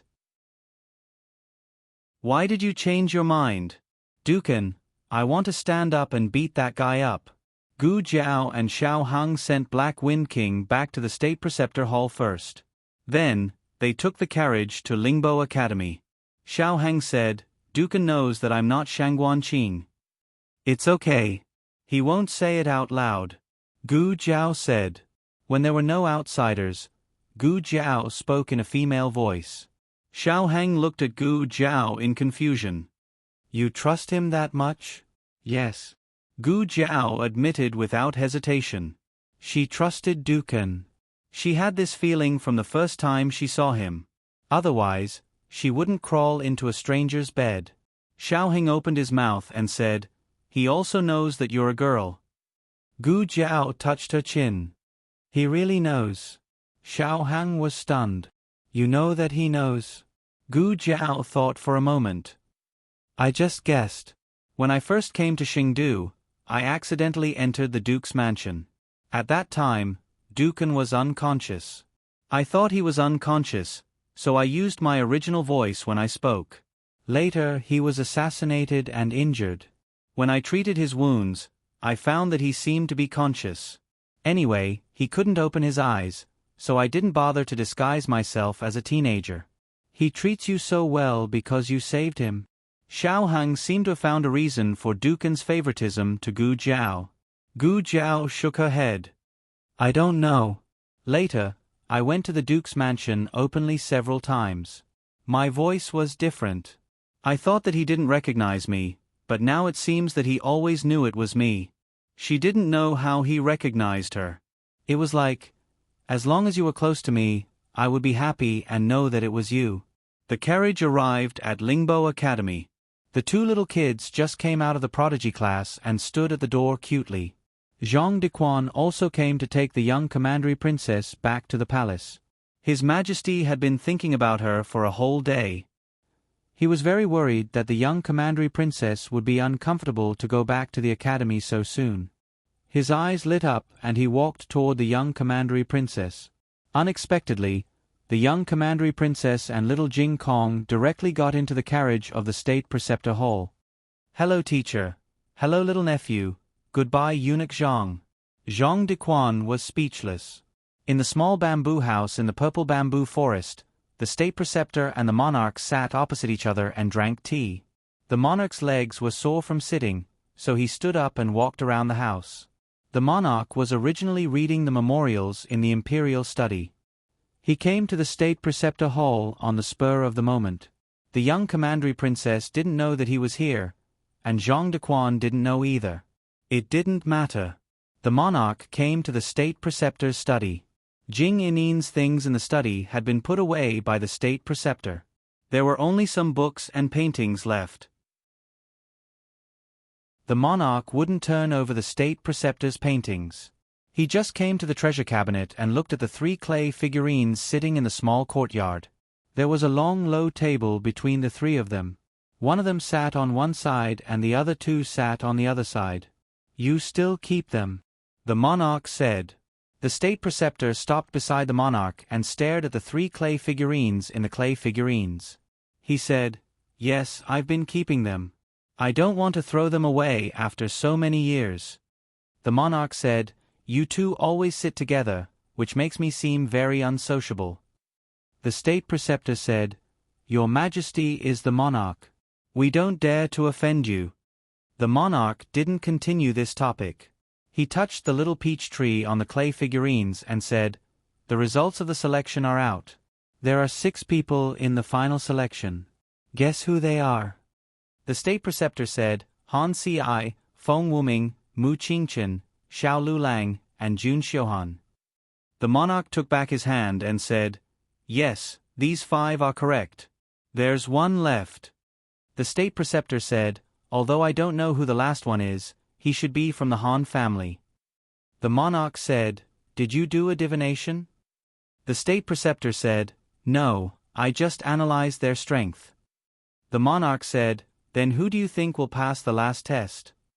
The State Preceptor said, "It's hard to say." The monarch looked at him strangely and asked, "Why?" The State Preceptor said, "They all have their own advantages. I don't know the rules of the last round, so I can't make a conclusion." The monarch came to the window and looked at the endless purple bamboo forest. He said faintly, "Feng Wuming and Jun Xiuhan are from the Canaan Academy. Although Feng Wuming is a monk, he learned the art of war before he became a monk. The Canaan Academy pays a lot of attention to the art of war." The state preceptor's expression didn't change at all. He said, "The Canaan Academy has produced 6 scholars and 4 scholars. The Canaan Academy has not only cultivated many excellent generals for the Yen kingdom, but also sent more scholars to the imperial court." The monarch smiled and said, "I didn't say it was bad. How did Xiao Lulang become the adopted son of the Ongwa family? I heard that you were the one who pulled the strings. What's the meaning of this, state preceptor?" The state preceptor said, "There's no meaning. I just feel that he is a promising talent." "Why the Ongwa family?" the monarch asked suspiciously. The state preceptor met the monarch's gaze and said slowly, "He cured the crown princess and took the credit of saving the young princess. He has long been a thorn in the side of the aristocratic families. Other than the Ongwa family, I can't think of anyone who dares to take over this hot potato." The monarch looked away and continued to admire the purple bamboo forest. "How is the Ongwa family?" The state preceptor said lightly, "Not good. He can't speak and can't move his legs. He will be like this for the rest of his life. Your Majesty, you don't have to worry about him." The monarch snorted coldly. "Humph, it's just the Ongwa family. I don't have to worry about him." The state preceptor didn't say anything else. The room fell into silence. The monarch suddenly laughed. The state preceptor looked at him strangely. The monarch said with relief, "I know how to test the last round. Bring me a pen." The young princess had a pleasant and wonderful night in the Kailan Hall. She didn't remember that she was going back to the palace at all. When the monarch passed by the Kailan Hall, he saw Zhang Dequan standing outside. He frowned. "Why are you here? Didn't I ask you to pick up the young princess?" Zhang Dequan pointed at the entrance of the Kailan Hall. The 2 little people were squatting on the ground and piling up sand. The monarch was speechless. The monarch grabbed the young princess and put her on the carriage. "Didn't I ask you to stay in the palace? Why are you running around again?" The young princess pointed. I am here to look for Uncle Your Majesty. If I don't come to catch you, you can play with that boy until dawn." "Do you believe it?" The young princess blinked guiltily and leaned toward the monarch. She praised him against her conscience. "Uncle, you are very handsome today." The monarch snorted. The young princess continued to pester him, using her invincible cute killer move, "Uncle, I like you the most." The monarch snorted. The person who liked Uncle the most was suddenly attracted by the bamboo tubes in the monarch's hand. What is this? Even the bamboo tubes are better looking than Uncle." The monarch was speechless. The little girl's eyes were wide open. Her mouth was also wide open. She was almost drooling. She remembered the bamboo tube rice that she had eaten tonight. Her teacher had personally made it with dates and red beans. It was fragrant and sticky. It was delicious and not greasy. The monarch looked at her drooling, and the corner of his mouth twitched. "It's a test, not food." The little girl immediately distanced herself from the test. She straightened her body and said seriously, "I don't want to take the test." The monarch was angry and amused at the same time. "It is not for you. It is for your teacher and the others. 6 people, 6 test questions. Everyone's task was different. Moreover, they didn't know each other. This would lead to differences in information. They wouldn't even know how they lost. This was not a simple 300-mile ride. This was a strategic game. The one who reached the finish line first might not be the one who would advance. The key to victory was the one who grasped all the information first. Unfortunately, no one would think of this. They would only continue to rush and reach the finish line at all costs. The monarch felt that he was a genius. He actually came up with such a tricky test. Teacher's test questions? The young princess rubbed her little fingers together and rolled her eyes. She said in a cute voice, "Uncle, I want to poop." The monarch frowned. Now. They had already left the teacher's hall. "I can't hold it in any more." She held her breath and said with a red face. The monarch said, "Don't be naughty. You are deliberately lying just for fun." The young princess turned into an angry chicken in a second. I didn't do it for fun. Uncle, you wronged me. I am so sad." The monarch was stunned. The little girl looked like she had been wronged. It was as if he had really wronged her. The monarch cleared his throat and said to Jean de Quan, "Let's go back to the teacher's hall first." Yes. Jean de Quan responded and asked the coachman to drive the carriage back to the state teacher's hall. The young princess raised her chin and said, "I want to poop in the Qilin hall." The monarch said with a dark face, "You still say you don't want to play." The young princess argued, "There is a small toilet in the Qilin hall." The monarch was speechless. "You are really asking for a lot." The monarch stopped the carriage outside the Qilin hall. "I want to poop for a long time. Just tell me if you want to play." "I don't." The monarch said, "Jean de Quan." The young princess said, "I want uncle to go with me." The monarch put a few small bamboo tubes in the secret compartment of the carriage and led the young princess out of the carriage. "I forgot something. I will take it myself." She climbed into the carriage and quietly opened the secret compartment. Then, she hid the small bamboo tubes in her bag. The monarch said, "Why did you bring a bag to the toilet?" The young princess said, "I have something to give to Jing Kong." "You just want to play." The monarch led her into the Qilin hall. "Do you think I can't see through you?" The toilet in the Qilin hall was clean and tidy. It was not an ordinary toilet. The young princess came to the door and reached out a small hand to the monarch, gesturing for him to stop. "Okay, I will go in myself." "Uncle, wait for me here." The monarch didn't know whether to laugh or cry. The young princess entered the toilet and locked the door.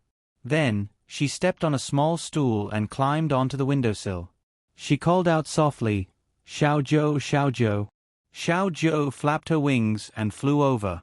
The young princess poured out the 6 questions on the table. There are so many. Which one is the teacher's? I can't read. I can take them all. The latest chapter of this book is not finished yet. For more exciting content, please scan the QR code below to download the app. Novels are updated faster and more complete. Millions of novels are free to read. All the novels that can't be found online are here. https://www.zhbqg.com/89642-82642-826/1065916447. HTML Genius memorized this website's address in 1 second. www.zhbqg.com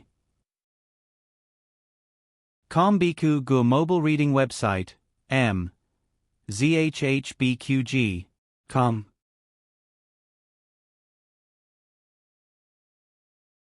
Chapter 762. The latest chapter of this book is not finished yet. For more interesting content, please scan the QR code below to download the app.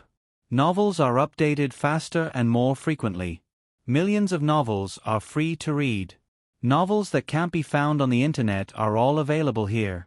The king waited outside for a while and was worried about the little princess. Light Shui. He let out a cry. The little princess stood on the windowsill and looked anxiously at the bamboo tube in little Nine's mouth. I'm still pooping. Don't come in. The king sighed helplessly and continued to wait in the corridor. He hesitated for a while and was still worried. He went to the door and said, "Don't fall in." The little princess said, "I won't." She didn't really go pooping. How could she fall into the toilet? The king paced outside for a while. "Are you still not coming out?" "It's almost done." The king was finally impatient. He felt that there was something wrong with the little girl inside. "I'm coming in," the king said. The king pushed the door open. The little girl even locked the door. Ghost, there must be a ghost. Zhang Dequan. The king called in a deep voice. Zhang Dequan understood. He took the hairpin from his hair and used it to pry open the door. He opened the door and the king walked in with a serious face. I knew you were up to no good.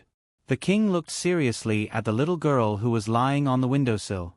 The little girl was pinching a big bird with both hands. Perhaps the king was too loud. Her little body trembled. When she turned around, she couldn't hide her guilty conscience. When he saw that the big bird in her hands was an eagle, the king felt terrible. Guards! As soon as he gave the order, Zhang Dequan rushed in with the imperial bodyguards. The imperial bodyguards rushed towards the eagle that had attacked the young commandery princess. The little princess was so scared that she let go. Little Nine flapped its wings and flew away. The young princess pursed her lips and cried, "Wah wah! It was not easy for me to catch Xiao Zhou. You scared Xiao Zhou away. I want Xiao Zhou. I want Xiao Zhou." She could still call out the name. The monarch walked over and carried the little fellow into his arms. He checked her up and down to make sure she wasn't injured before asking, "What little Nine?" "It's that bird just now. It's called Little Nine." "So you're not here to poop, you're here to catch a bird?" The young princess let out 2 dry howls and lowered her head to check her fingers. In the king's eyes, this meant that he had guessed right. The little guy was here to catch birds. The king was furious. "That's an eagle. It can hurt people. Aren't you afraid of being bitten by it?" The Canton princess said in a low voice, "Little Nine doesn't bite. Look at her mouth." Ever since she started school, she had become more eloquent. "Whose bird?" the monarch asked. The young princess pursed her lips and said, "He's from Jing Kong." "Uncle, why does he have a bird and I don't? I'm so sad." "You'll only be sad if you have a bird. You're a little girl." The king face-bombed. What the hell was going on? The monarch was so angry that he was confused. He took a deep breath and felt that he was going to explode at any time. Go back to the palace. If she didn't go back to the palace, he was afraid that he would spank her little butt. The young princess drooped her little head. Oh! The young princess was taken away by the king. When she returned to the carriage, she suddenly said, "Uncle, I want to hide inside. You can look for me." Children were really fickle. No. The king mercilessly refused. The young princess hugged the king's thigh and acted like a spoiled child. I want. Uncle is looking for Light Shui. Fine, please, it's useless to beg. I only need a dozen times. The king gritted his teeth. Uncle is the best. Light Shui loves you. The young royal princess quietly climbed into the carriage, closed the curtain, and put the small bamboo tubes back into the hidden compartment. Qilin Hall. Xiao Hang and Gu Jiao went to the purple bamboo forest to chop bamboo. When Little Nine came back with the bamboo tubes, only Shangguan Yen and Little Jing Kong were left in the room. Shangguan Yen knew that the bamboo tubes belonged to the king when she saw them. She couldn't move by herself, so she asked Little Jing Kong to ask what was going on. "It's the teacher's test." The young princess said, "Is the teacher here? Show it to the teacher. Don't let my uncle find out."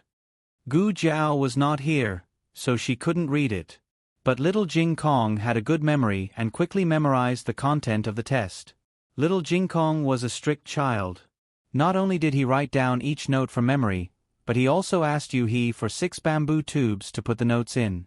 Then, he restored the details to perfection. The difference was that the monarch's bamboo tube was the smallest one, while the one Yu-He found for him was the largest one. So, when Gu Jiao and Xiao Hang came back from chopping bamboo, they saw 6 extra large bamboo tubes on the table. It was quite exaggerated. "What's the matter?" Xiao Hang asked. Light Shui said that it was Jiao Jiao's test. Little Jing Kong patted his small chest. "I memorized it. I wrote it down." The two exchanged a look. Test. Was it what they thought? The two took the test to the room next door. Xiao Heng closed the door and sat down at the table with Gu Jiao. 6 bamboo tubes, 6 people who advanced. Open them. He looked at the bamboo tubes on the table and said, "Okay." Gu Jiao picked up a bamboo tube, poured out the note inside, and read, "Enter the Songshan mountain range, raid the enemy's camp near the Bus spring, seize the secret letter, and send it to the first fire beacon camp. Hand it to the left deputy general of the garrison." It sounds like your final selection mission. Xiaoheng paused, "But why are there 6 bamboo tubes?" Gu Jiao opened the second tube. "You are a Turkic spy. This is the real secret letter from the Turkic army. Quickly take the only secret letter to the first fire beacon camp and hand it to the right deputy general of the rebel army." "What do you mean?" Gu Jiao asked. Xiaoheng said, "The secret letter that was plundered from the enemy's camp was a fake one. If he didn't see this bamboo tube, he probably wouldn't know that he took a fake secret letter. In that case, even if he reached the end, the mission would be a failure." Gu Jiao frowned. "What a thief. In that case, this mission of escorting the real secret letter is more advantageous. We don't have to fight the enemy, and we don't have to worry about taking a fake secret letter." Xiaoheng felt that things weren't that simple. "Let's take a look at the third one first." Gu Jiao opened the third tube. This time, the situation changed. Enter the Pine Mountain Range and ambush the enemy's camp near Huangshipo. Steal the secret letter and deliver it to the second fire beacon camp. Personally hand it to the left deputy general of the rebel army. Gu Jiao opened the fourth tube. "You are a Turkic spy. This is the real secret letter from the Turkic army. Quickly take the only secret letter to the second fire beacon camp and personally hand it to the right deputy general of the rebel army." "Oh, is this a dungeon run with an NPC at a different location?" "What?" Xiaoheng didn't understand the last 2 words. Gu Jiao explained, "It's just that the location and characters are different. The format of the mission is the same as the first group. One person will go to the enemy's camp to steal the fake one, and the other will escort the real one." "Let's take a look at the last 2 too," Xiaoheng said. He guessed that it was a different story. As expected, the last 2 targets were the third fire beacon camp. The ambush location was the Purple Grass Lake in the Pine Mountain Range. Gu Jiao concluded, "There are a total of 3 groups in this competition. Each group has a cavalry and a spy. But how are we going to determine the winner? For example, Gu Chongqing, 5th Master Han, the 3 of us all picked the spy and safely delivered the secret letter to the rebel army. Then, who among us will be the one to advance?" Xiaoheng shook his head thoughtfully. "It's impossible for us to complete the mission at the same time. We can only fail at the same time." Gu Jiao was surprised. "What do you mean?" Xiaoheng opened the note. "If you look at the spy carefully, quickly bring the only secret letter. This only one is the key to the entire mission. You clearly have 3 spies, so why do you say there is only 1 letter?" Gu Jiao thought for a moment. "Because the destinations are different? For example, there is only 1 secret letter to the first fire beacon camp. Then there is no need to emphasize this only one." Xiaoheng boldly analyzed. "I think this only one refers to destroying the secret letters of the other 2 spies and turning your secret letter into the only one." As he spoke, he opened another piece of paper that belonged to the cavalryman. "And the cavalryman's mission has the word, 'they.' Since the secret letter from the enemy camp is fake, they should be referring to the 3 spies." Gu Jiao understood what he meant. So, the cavalry's mission is to snatch the 3 secret letters, and the spy's mission is to destroy the secret letter in the other people's hands. In this way, there will be a fierce battle between the 6 of them. Xiaoheng sighed. 3 to snatch and 3 to destroy. How is it just a fierce battle? It's a battle to the death. Gu Jiao thought of a possibility. She frowned and asked, "What if they all fail? For example, the secret letters are all destroyed." Xiaoheng's expression became serious. "Then the winner will be the king." The king didn't want anyone to win from the beginning. He first used the power of the 10 aristocratic families to get everyone to agree to the proposal of selecting the commander of the Black Wind Cavalry. Then, he used the rules of the selection to eliminate all the cavalry. In this way, he could say in a dignified manner, "It's not that I don't want to give you a chance, it's that you don't have the ability. Then, I can only temporarily take back the Black Wind Cavalry." Gu Jiao said, just like how he took back the military power of the Mu family. The king of the Yen kingdom's thoughts were deeper than the sea. Xiao Hang said, "This time, it's not only a battle with the aristocratic families, but also a battle with the king of the Yen kingdom. Fortunately, we know the exam question and have a big advantage." Gu Jiao said seriously, "I won't let him have his way." She would not let the aristocratic families have their way either. She must take back the Black Wind Cavalry of the Shenyuan family. The 3-day deadline arrived as promised. Gu Jiao and the other 5 went to the cavalry camp of the Han family early in the morning. This round, the Ministry of War, Ministry of Rights, Honglu Temple, and Rearguard Commandery worked together to invigilate the exam. The invigilator from the Rearguard Commandery was Wang Su. No one from the Wang family advanced this time, so Wang Su had placed his hopes on Mu Qingchen. However, when he saw Gu Jiao, he suddenly felt that it would not be bad if Gu Jiao advanced. The two did not communicate at all and pretended not to know each other even if they saw each other. After the group gathered, they went to the entrance of the Mount Song mountain range. The Minister of War announced the rules of this round of the exam. Generally speaking, the sparring was to stop at a certain point and not harm one's life. Those who violated the rules would have their results revoked and would be punished according to the law. Then, they entered the small bamboo hut one by one to draw lots. On the surface, they were drawing lots, but in fact, they were drawing lots for the exam. Wang Su and the minister of Honglu Temple sat in the small bamboo hut. It was a relatively closed space, so no one except the cavalry and the 2 invigilators knew about the task on the paper. Gu Jiao was the last to enter the small bamboo hut. After she came out, the Minister of War sounded the gong. The 5 of them rode into the mountain range and soon separated from each other. Gu Jiao was the only one who walked at a leisurely pace.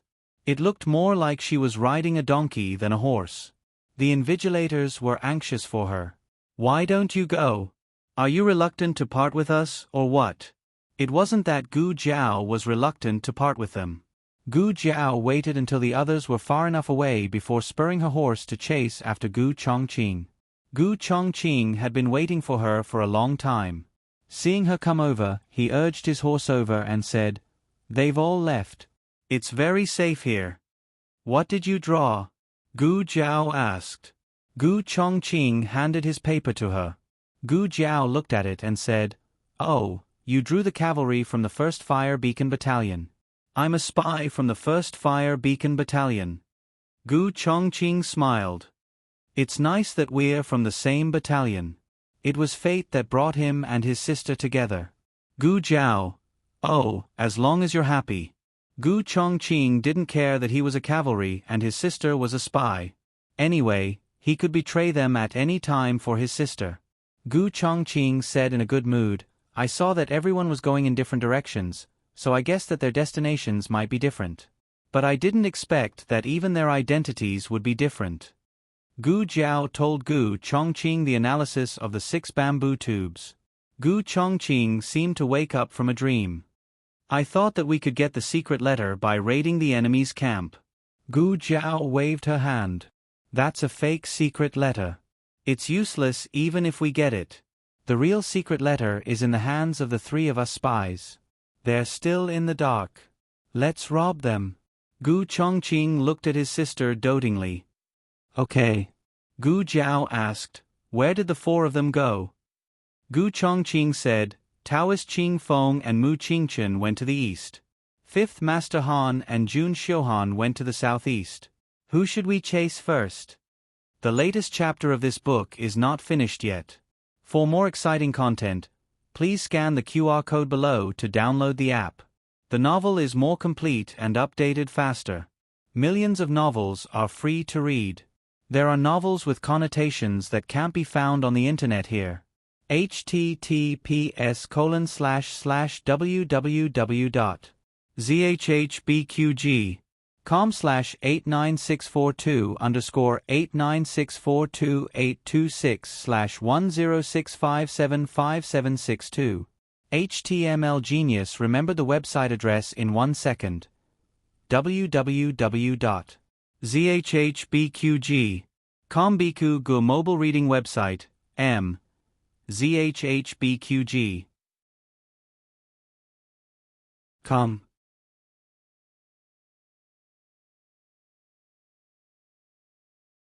Chapter 763. The latest chapter of this book is not finished yet. For more exciting content, please scan the QR code below to download the app. The novel will be updated faster. Millions of novels can be read for free. There are all kinds of novels that can't be found online. Gu Jiao took out a map. Ever since he learned of the king's intentions, Xiao Hang had specially drawn up a detailed map of the Mount Song mountain range for Gu Jiao.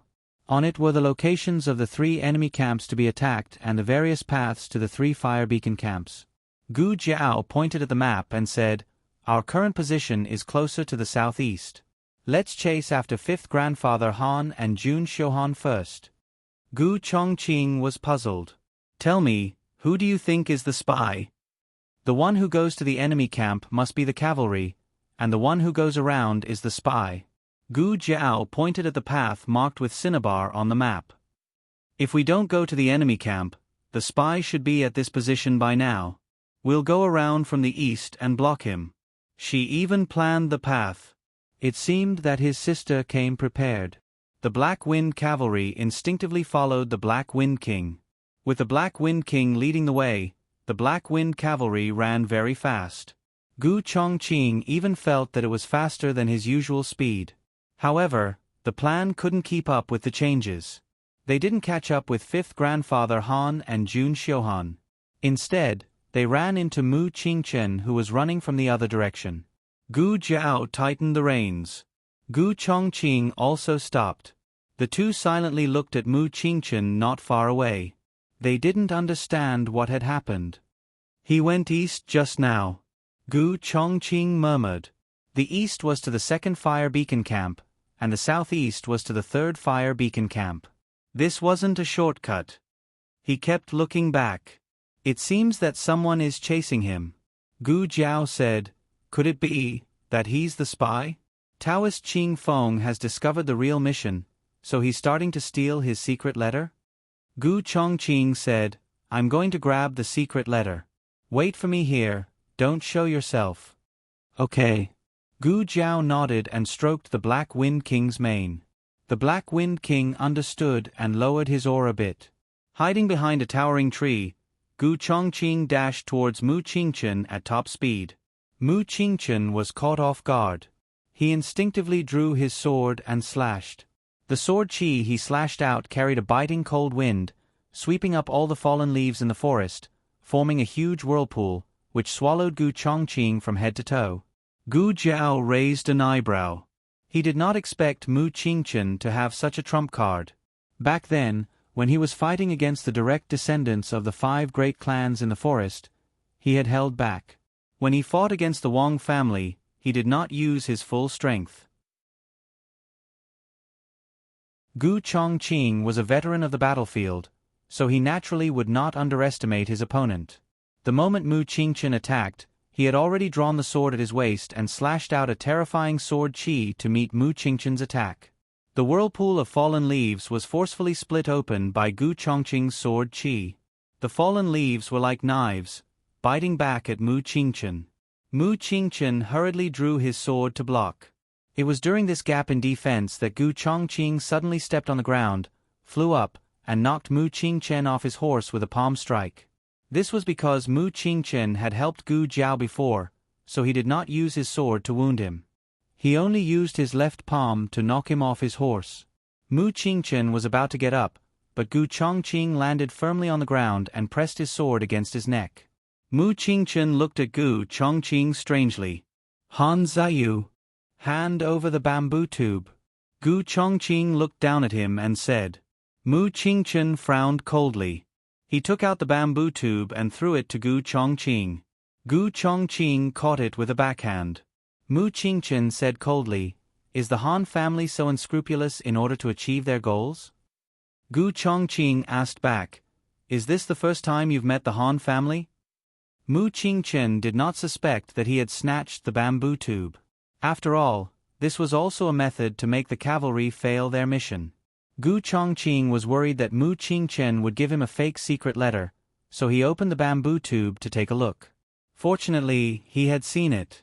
This was because Mu Qingchen was not a spy at all. He was a cavalry member of the 3rd Fire Beacon Battalion.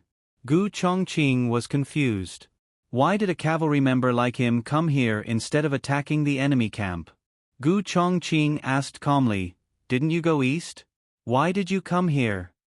Mu Qingchen said unhappily, "That Taoist priest kept following me. I couldn't get rid of him, so I could only take a longer route."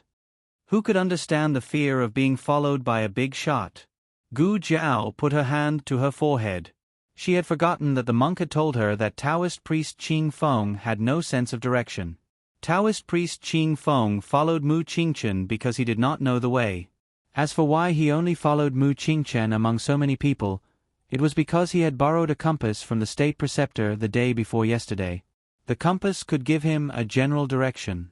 If he went east, Mu Qingchen would also go east. Once Mu Qingchen deviated from the direction, Taoist priest Qing Feng would not follow him. Gu Chongqing withdrew his long sword. "I won't hurt you. You're out of the game." It was impossible to return the bamboo tube to him. That would expose the hidden mission. Gu Chongqing got back on his horse. He took a long detour before returning to Gu Jiao's place. At this time, Mu Qingchen had already left on his horse. "Are we going to find Taoist priest Qing Feng next?" Gu Chongqing asked. Gu Jiao thought for a moment. Taoist priest Qing Feng is too difficult to deal with. Let's go find 5th Grandfather Han and Jun Xiuhan first and make an ally. Okay. Gu Chongqing agreed without hesitation. He had never thought of himself as the leader of this selection. He respected all of his sister's decisions and was willing to pay any price. The two of them followed the shortcut on the map and arrived at the location of the 2nd Fire Beacon Camp surprise attack, Huang Shupo. At this time, this place had not been conquered by the cavalry yet. The two of them directly showed up and wiped out the enemy camp. These soldiers were all NPCs in the examination room, not the real enemy. Gu Jiao and Gu Chongqing were careful. They did not hurt anyone and only tied them up. Then, the two of them began a long wait. "Do you think it will be Jun Xiuhan or 5th Grandfather Han?" Gu Jiao asked. "Who do you think it will be?" Gu Chongqing asked. "5th Grandfather Han," Gu Jiao said. "Speak of the devil." The sound of hurried horse hooves could be heard. The person on the horse was really 5th Grandfather Han. Gu Jiao hurriedly hid with Black Wind King. After 5th Grandfather Han rode his horse to the scene, he looked at the messy temporary camp and then looked at Gu Chongqing. He frowned and asked, "What happened?" Gu Chongqing said, "I was ordered by the Crown Prince to help 5th Grandfather pass. I saw that 5th Grandfather was heading southeast, so I planned to take a shortcut to meet up with 5th Grandfather. Who knew that I would hear fighting halfway, so I came to take a look." "What's your mission?" 5th Grandfather Han asked. Gu Chongqing threw his bamboo tube to him. 5th Grandfather Han opened Gu Chongqing's bamboo tube. The contents were similar to his, but the difference was that Gu Chongqing wanted to raid Jade Moon Pool and head to the 1st Fire Beacon Camp. Gu Chongqing said without changing his expression, "I'm guessing that the selection this time was to see who could reach the designated camp first.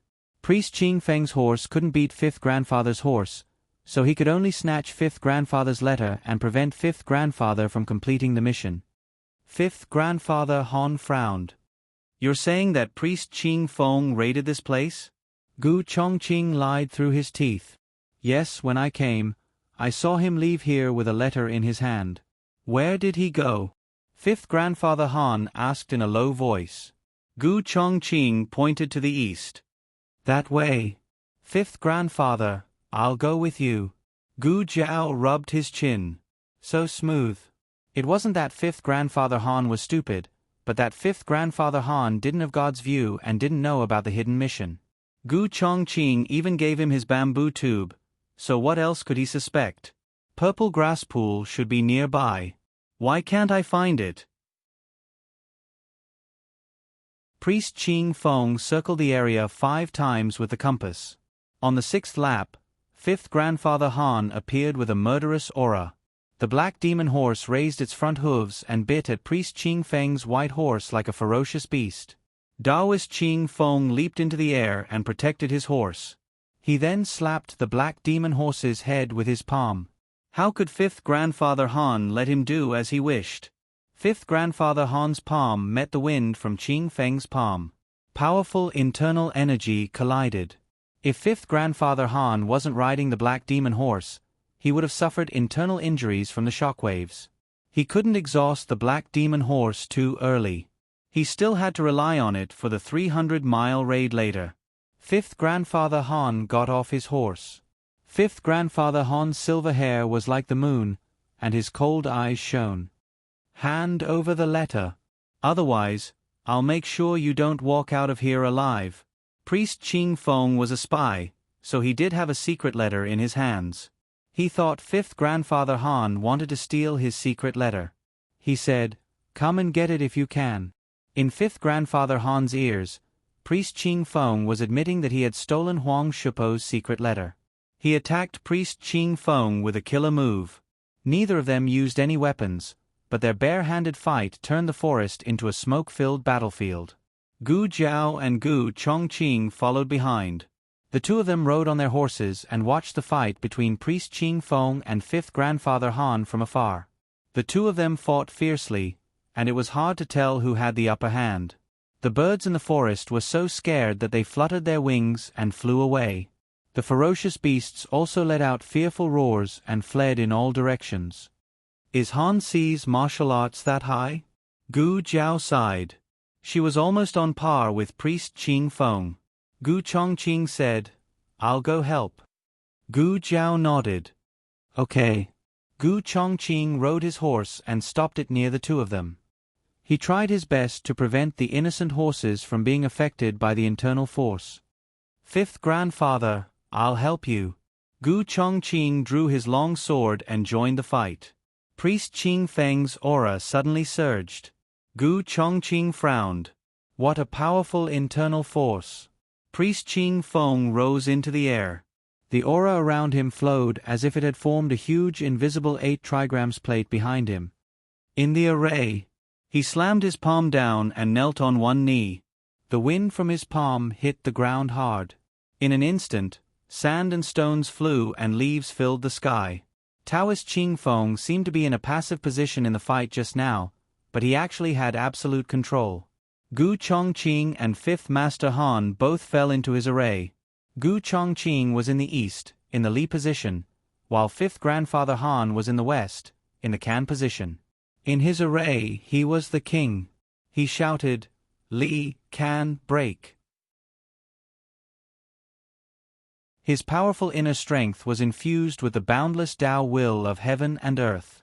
Like countless invisible blades, they attacked Gu Chongqing and fifth Master Han with the power of mountains and rivers. Both of them were sent flying. Gu Jiao frowned and galloped over. She stood in front of Taoist Master Qing Feng and said, "I hate it when the Han family bullies others. Two of you ganging up on one person. What kind of hero are you?" "Priest. I'll help you." Priest Qing Feng's attack had used up a lot of his internal force. He needed some time to recover. It was not that Gu Jiao could not take advantage of the situation. However, if he recovered and came after her, she would be done for. Therefore, she had to be smart. Fifth grandfather Han immediately stood up after falling to the ground. He was more resilient than Han Yi. Just as fifth grandfather Han was about to attack Gu Jiao, Gu Chongqing also stood up with a hand on his chest. "Fifth grandfather, you don't have to deal with this immature brat. I'll deal with him." The brother and sister fought fiercely on the field. They looked fierce, but they did not use much strength. Gu Jiao's back was facing Priest Qing Feng. She put her hands together and blocked Gu Chongqing's long sword. Gu Chongqing gave her a look. Gu Jiao nodded slightly. Die. Gu Chongqing hit Gu Jiao's shoulder with his palm.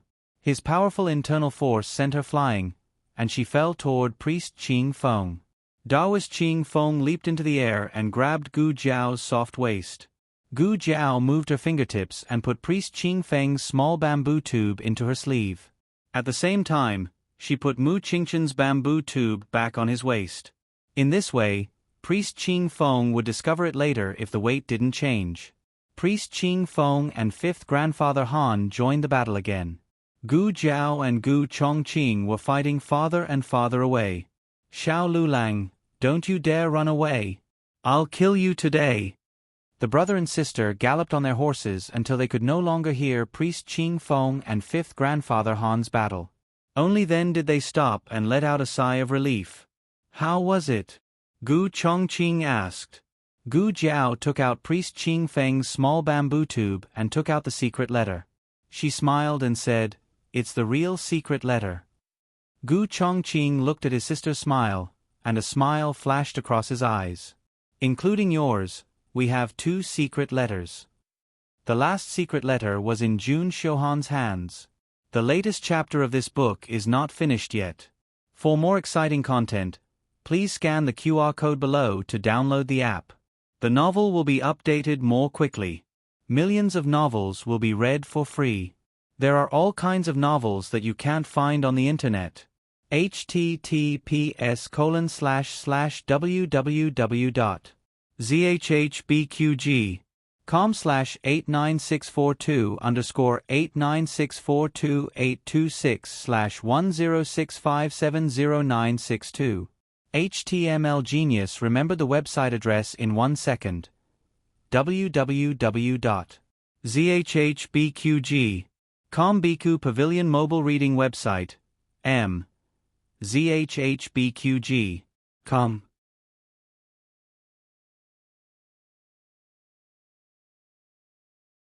Chapter 764. The newest chapter of this book is not finished yet. For more exciting content, please scan the QR code below to download the app. Novels are updated even faster. Millions of novels are free to read. Novels that can't be found online are all here. Jun Xiuhan's destination was the second fire beacon camp. Gu Jiao spread out the map and Xiao Heng's markings were very clear. Gu Jiao pointed at the cinnabar path and said, "Under normal circumstances, Jun Xiuhan would take this path. It is relatively flat and wide. He should have reached this birch forest by now. There is actually a small path that can go around, and that is to cross the river." Gu Chongqing looked at the sky and said, "It hasn't rained in the past few days. The river shouldn't be too turbulent. We can cross it." The two took a detour and entered the birch forest, successfully blocking Jun Xiuhan's path. As before, it was Gu Chongqing who appeared. Gu Chongqing blocked Jun Xiuhan's path and coldly said, "Hand over your bamboo tube." Jun Xiuhan was a tall young man. He had the scholarly aura of the world's literati. If one hadn't seen him fight, no one would have seen him as an expert at first glance. But Gu Chongqing and Gu Jiao both understood that people who could reach this stage definitely didn't rely on luck. Jun Xiuhan looked at Gu Chongqing in front of him and didn't seem to be surprised. He looked at the large tree not far away and said, "Do you want it or that person?" Gu Jiao raised her eyebrows. "Oh, so she was found out. Jun Xiuhan could do it." Gu Chongqing calmly said, "What, that person, this person? Cut the crap and hand it over. I won't give you the bamboo tube."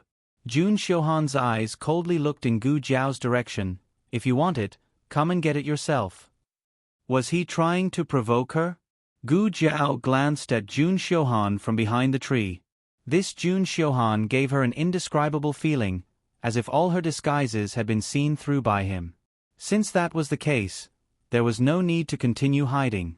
Gu Jiao rode Black Wind King out from behind the tree and stopped beside Gu Chongqing. Her gaze fell on Jun Xiuhan's young and handsome face. "I'm here to get it," She had observed Jun Xiuhan in the barracks, and she believed that Jun Xiuhan had observed her as well. However, this was the first time they had truly met. When Jun Xiuhan saw her standing with the Han family, there was not a trace of surprise in his eyes. So Jun Xiuhan already knew that she was in cahoots with Han Ziyu? How could he tell? "I'll fight you," Gu Jiao said. "I won't fight you," Jun Xiuhan said. Gu Jiao tilted her head and looked at Jun Xiuhan. Jun Xiuhan took off the bamboo tube from his waist and threw it to Gu Jiao. Gu Jiao. Gu Jiao took the bamboo tube and checked the note inside. It was a secret letter. Jun Xiuhan did not use a fake one to deceive her. Gu Jiao was completely confused. Even Gu Chongqing was extremely confused. They were prepared to fight to the death with Jun Xiuhan, but this was it? As if seeing Gu Jiao's confusion, Jun Xiuhan said indifferently, "I owe someone a favor, and now I'm returning it to you." "Who do you owe a favor to that you want to return it to me?" Gu Jiao asked.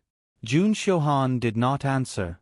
He pulled on the reins and the horse turned around, going back the way they came. But before he could take 2 steps, he suddenly pulled on the reins. "There's killing intent."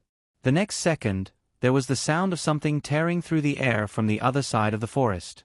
Jun Xiuhan dodged to the side. Gu Chongqing pulled out his sword and blocked the hidden weapon that was aimed at Gu Jiao and himself. Gu Jiao looked at the dart embedded in the tree and said indifferently, "Tang sect, Qi Xian." "Ha ha ha. That's right, it's me."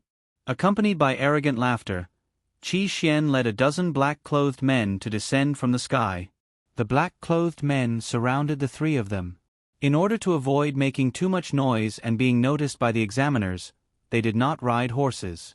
They all used qinggong to sneak into the forest.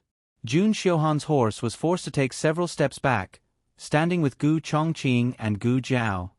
"We meet again," Qi Xian said to Gu Jiao with a smile. Then his gaze fell on Gu Chongqing's face. "It's you." Gu Chongqing was riding a black wind steed. Only 3 people entered the forest on black wind steeds: 5th Master Han's new Black Wind King, Gu Jiao's old Black Wind King, and Han Ziyu's steed. Qi Xian laughed coldly. It seems that the Crown Prince made a mistake this time. He actually allowed a spy to sneak into his residence. "Unfortunately, you're unlucky to have run into me. Today, I'll settle the score with you for severing Han Ye's leg tendons." Gu Jiao raised her eyebrows. "Oh, your leg's healed?" At the mention of this, Qi Xian's face darkened. Back in the forest, this brat had said 1, 2, 3, and then they would fight. In the end, as soon as he shouted 1, he stabbed his thigh with a spear. Stabbing wasn't enough. He even twisted his thigh, almost causing him to die from the pain. Qi Xian threatened coldly, "Xiao Lulang, don't be too proud. No matter how many times you stab me with your spear, I'll return it 10 times over." Jun Xiuhan said expressionlessly, "That's your business. I'm leaving." Qi Xian snorted. "You're unlucky. Today's matter cannot be known to anyone." In other words, he was going to kill Jun Xiuhan to silence him. Jun Xiuhan's identity was easy to guess. Among the 6 people, Jun Xiuhan was the most unfamiliar. Even without guessing, it was obvious that he was the poor student from Jianan Academy. Qi Xian didn't take this kind of small fry seriously. Gu Chongqing rode his horse in front of Gu Jiao, blocking Qi Xian's view. He said to Gu Jiao, "You go first. I'll settle this with him." Gu Jiao didn't hesitate and led Black Wind King out of the encirclement. Qi Xian said disdainfully, "Want to run? Chase after them." 2 men in black jumped and slashed at Gu Jiao's back with their swords. Gu Chongqing turned around and slashed out a sharp sword aura, slashing the 2 men down from the air. On the other side, the battle between Taoist Qing Feng and 5th Master Han had reached its climax. 5th Master Han gradually felt that things were getting tricky. Although he wasn't at a disadvantage, his internal energy couldn't hold on much longer. Although he didn't want to admit it, Taoist Qingfeng's martial arts were indeed above his. Taoist Ching Feng only used 50% of his strength. If he wanted to tie with Taoist Ching Feng, he would have to use 70% of his strength. As a result, he naturally wore out his energy faster. The two of them punched each other again and retreated. Fifth Master Han's silky silver hair had already turned into a wooden brush. He panted and said, "You're a monk. Can't you compete with me fair and square?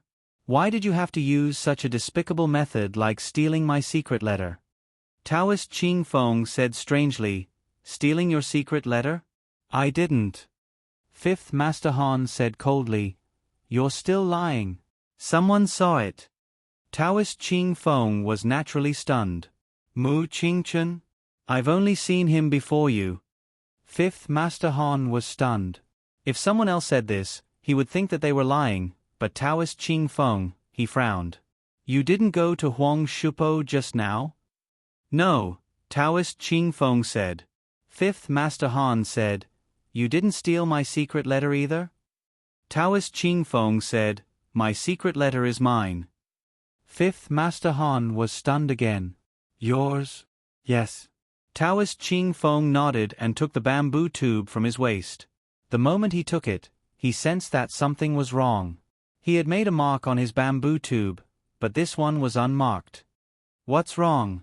"My bamboo tube has been replaced." Fifth Master Han walked over to him suspiciously.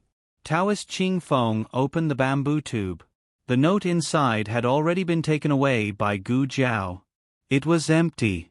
Fifth Master Han pondered for a moment and reached out to Taoist Ching Feng. "Give me the bamboo tube. I have a way." Taoist Ching Feng gave it to him without hesitation. Fifth Master Han frowned. "Aren't you afraid that I'll take your bamboo tube and run away?" Taoist Ching Feng glanced at him. "I can take it back." Fifth Master Han couldn't refute. "This is a military messenger tube. To prevent anyone from tampering with it, a message is left on the inside of the tube." As he spoke, he opened the bamboo tube and took out a fire roll to warm the outside of the bamboo tube. Not long after, a line of small words appeared on the inner wall of the bamboo tube. "Enter the Pine Mountain Range and ambush the enemy camp near the Purple Grass Pond. Seize the secret letter and deliver it to the 3rd Fire Beacon Camp. Personally hand it over to the Left Deputy General of the garrison." Fifth Master Han wasn't too surprised. He guessed that they were going to deliver the secret letter to different fire beacon camps. "This should be Mu Qingchen's," said Fifth Master Han. Only Mu Qingchen and Taoist Ching Feng were going to the 3rd Fire Beacon Camp. If it wasn't Taoist Ching Feng's, then it could only be Mu Qingchen's. Taoist Ching Feng suddenly said, "Huh? His mission is different from mine." Fifth Master Han looked at him in confusion. "What's your mission?" Taoist Ching Feng read out the contents of the letter from his memory. "I'm a spy. I'm going to deliver the secret letter to the 3rd Fire Beacon Camp." Fifth Master Han pondered. "Only Xiao Lulang got close to you just now. If your bamboo tube was switched, then it must be Xiao Liulong's doing. Strange. Why did he steal your bamboo tube? Don't we all have our own missions?" Taoist Ching Feng thought for a moment and said, "Maybe it's because my secret letter is the only real one?" "The real letter?" Fifth Master Han was even more confused. Taoist Ching Feng did not shy away from reading out his mission. "You are a Turkic spy. This is the real secret letter from the Turkic army. Quickly take the only secret letter to the 3rd Fire Beacon Camp and personally hand it to the right Deputy General of the rebel army in the camp." After that, he and Fifth Master Han fell silent. The two of them finally realized that something was wrong. Han Ziyu, Mu Qingchen, and I have similar missions. The only difference is that we're going to rob different places and destinations. The three of us are all cavalrymen.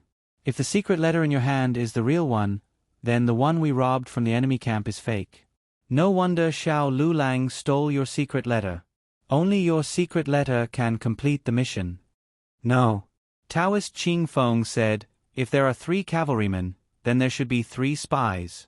You cavalrymen have the same mission, so we spies must have the same mission. The secret letter in my hand is not the only real one. The secret letters in the hands of the 3 spies are all real. Your cavalry's mission is to obtain all 3 secret letters, while our spy's mission is to destroy the other 2 secret letters and turn our secret letter into the only one that exists. 5th Master Han said slowly, "We know that the 3 cavalrymen are me, Han Ziyu, and Mu Qingchen. Then the 3 spies are you, Xiao Lulang, and Jun Xiuhan." Taoist Qing Feng said, "Yes." 5th Master Han frowned.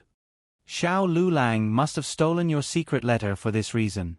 But how did he know? Who would suspect that there was a hidden mission in the first place?" He and Taoist Qing Feng had only guessed the truth after comparing the 4 people's bamboo tubes. Taoist Qing Feng looked at the blue sky and said seriously, "Maybe he's a genius." 5th Master Han, "I'm going to find Xiao Lulang. See you later." 5th Master Han rode on the black demon horse and quickly disappeared while Taoist Qing Feng was in a daze. Taoist Qing Feng also planned to chase after him. Although his secret letter might have been destroyed by Xiao Lulang, it didn't matter. This selection actually had a hidden trigger. That was, the identities of the 6 people could be changed at any time. When they drew lots, they didn't register each person's identity and destination. This meant that it wasn't important. What was important was who completed the mission in the bamboo tube. If he stole Xiao Liulong's secret letter and delivered it to the number 1 fire beacon camp, he could still complete the mission. Taoist Qing Feng thought of the key point and immediately mounted his horse. Unfortunately, before he set off, a chuckle came from the big tree in front of him. Liaochen Zue was lying on a lush branch. He supported his head with one hand and held a wine pot with the other. He raised his head and drank a mouthful of wine. His delicate Adam's apple moved. His monk robes were ascetic, but his peach blossom eyes exuded a breathtaking aura. The mole under his eye gave him a natural temptation. It was as if he could be a Buddha who delivered all living beings from torment or a demon who brought chaos to the world. He smiled and said, "I'm lonely. Why don't you have a drink with me, Taoist?" Gu Jiao rode on Black Wind King and galloped. Actually, just now, she had already guessed the hidden trigger. The identities of the 6 people could be changed, so even if she destroyed the other 2 secret letters, it didn't mean that she could rest easy. She had to complete the mission as soon as possible.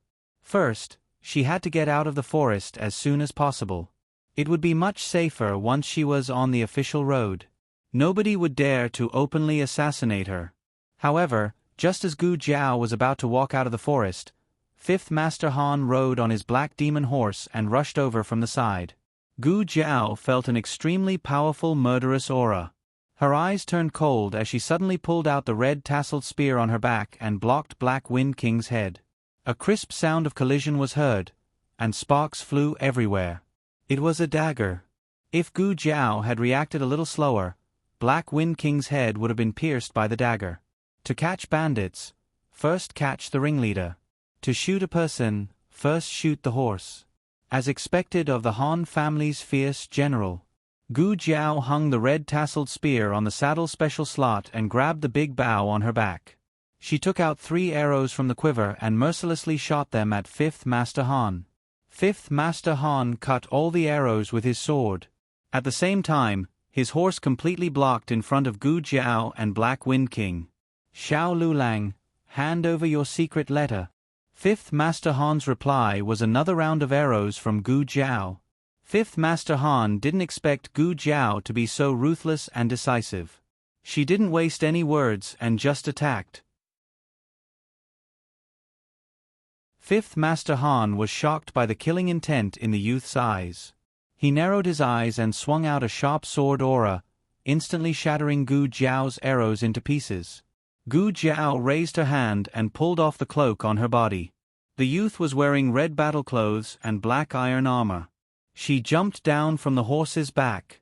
5th Master Han felt the youth's powerful aura, but in the next second, he was shocked by the braided red tasseled spear in the youth's hand. Where did this weapon come from? It was so eye-catching. Although it was eye-catching, the strength of the spear shocked 5th Master Han once again. 5th Master Han's black demon horse trembled. Fifth Master Han frowned and blocked Gu Jiao's red tasseled spear with his sword. Then, he jumped off his horse and slashed at Gu Jiao with his sword. Gu Jiao blocked the sword, and both her arms were slightly numb. No wonder she could fight Taoist priest Qing Feng for so long. It wasn't that Taoist priest Qing Feng went easy on her, but this guy was really strong. Fifth Master Han said coldly, "Xiao Lu Lang, you're no match for me. According to today's rules, I can't kill you, but I have 100 ways to torture you. So, you'd better hand over the secret letter obediently, or else you'll suffer." Fifth Master Han was already very difficult to deal with. If Taoist priest Qing Feng came, she had no chance of winning. She had to end this quickly. Gu Jiao didn't hesitate anymore. She looked coldly at Fifth Master Han. Under his confused gaze, she took off the safety talisman on her neck. "Boss, catch." She threw the safety talisman to Black Wind King. Black Wind King caught it with his mouth. "What's this kid doing?" Fifth Master Han looked at Gu Jiao strangely. Gu Jiao's fingertip lightly scratched the sharp edge of the red tasseled spear, and a string of bright red blood flowed out. She wiped the droplet of blood on her lips. In the next second, her aura suddenly surged. Fifth Master Han's expression changed. "This is..." Gu Jiao pulled out the red tasseled spear, took a step forward, and jumped up. With a flip in the air, the spear in her hand was like a dragon, and it fiercely slashed at Fifth Master Han. Fifth Master Han's black iron sword was split in half on the spot. She knelt on one knee, one hand on the ground, and the other hand holding the red tasseled spear behind her back. Her eyes were bloodshot. She was no longer the handsome young man. She was a killing god, a demon, and an Asura. Fifth Master Han threw away his long sword, changed his palm into a fist, and attacked Gu Jiao's vital point. Gu Jiao used the red tasseled spear as leverage and jumped up high again. Her right knee was aimed at Fifth Master Han's chin. Fifth Master Han was sent flying. He fell heavily on the ground and spat out a mouthful of blood. 3 moves. The young man defeated him. In just 3 moves. But Fifth Master Han wouldn't admit defeat so easily. If he couldn't beat the young man, then he would kill his horse. Fifth Master Han shot a hidden weapon in his sleeve at Black Wind King. Almost at the same time, Fifth Master Han shot a second hidden weapon at Gu Jiao. She could only protect one between herself and Black Wind King. Gu Jiao didn't hesitate to protect Black Wind King. The hidden weapon flashed past Gu Jiao's temple. The hidden weapon didn't hurt Gu Jiao, but the poisonous powder on it entered Gu Jiao's eyes. Gu Jiao couldn't see. Ha ha ha. Ha ha ha ha. Fifth Master Han spat out blood as he laughed crazily on the ground. "Xiao Lu Lang, so what if you defeated me? You were still poisoned by the Tang sect. You can't see, you can't even walk out of this forest. How are you going to go to the Fire Beacon camp?"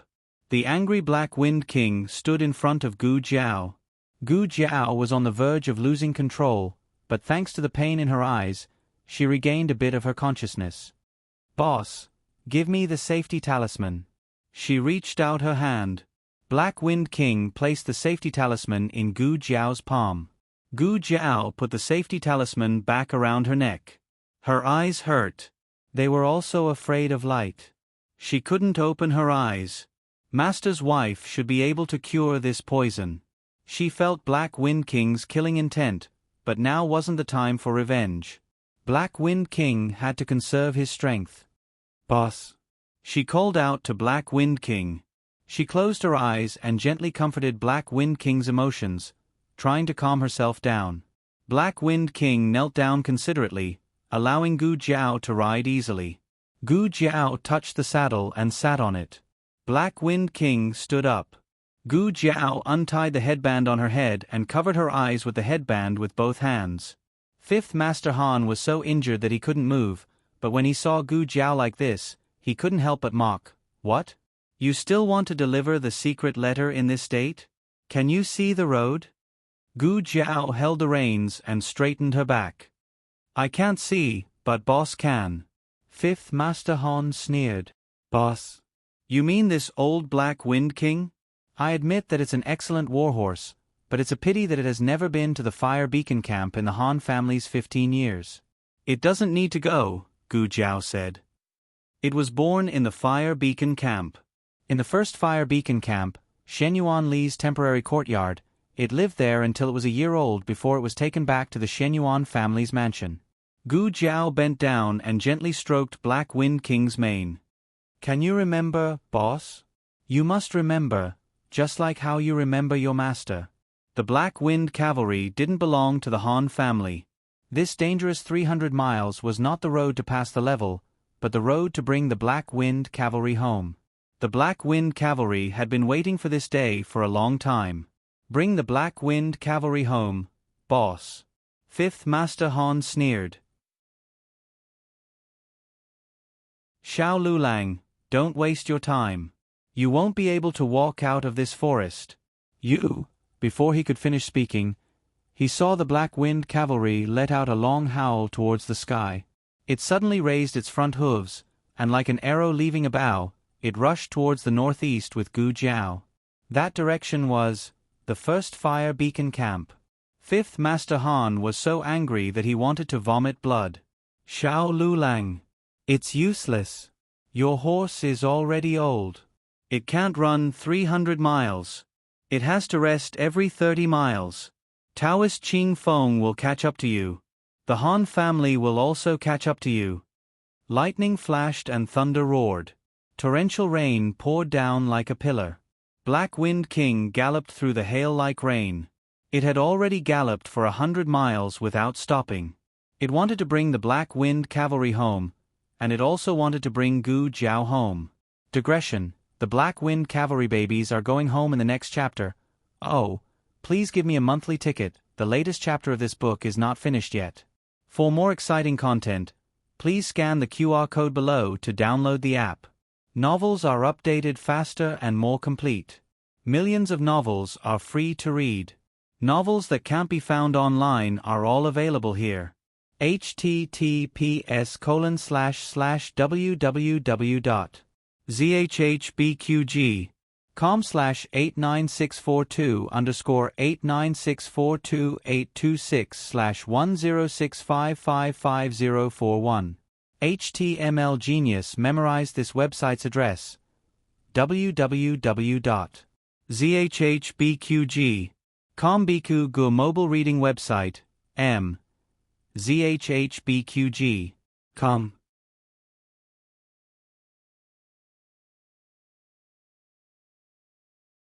Chapter 765.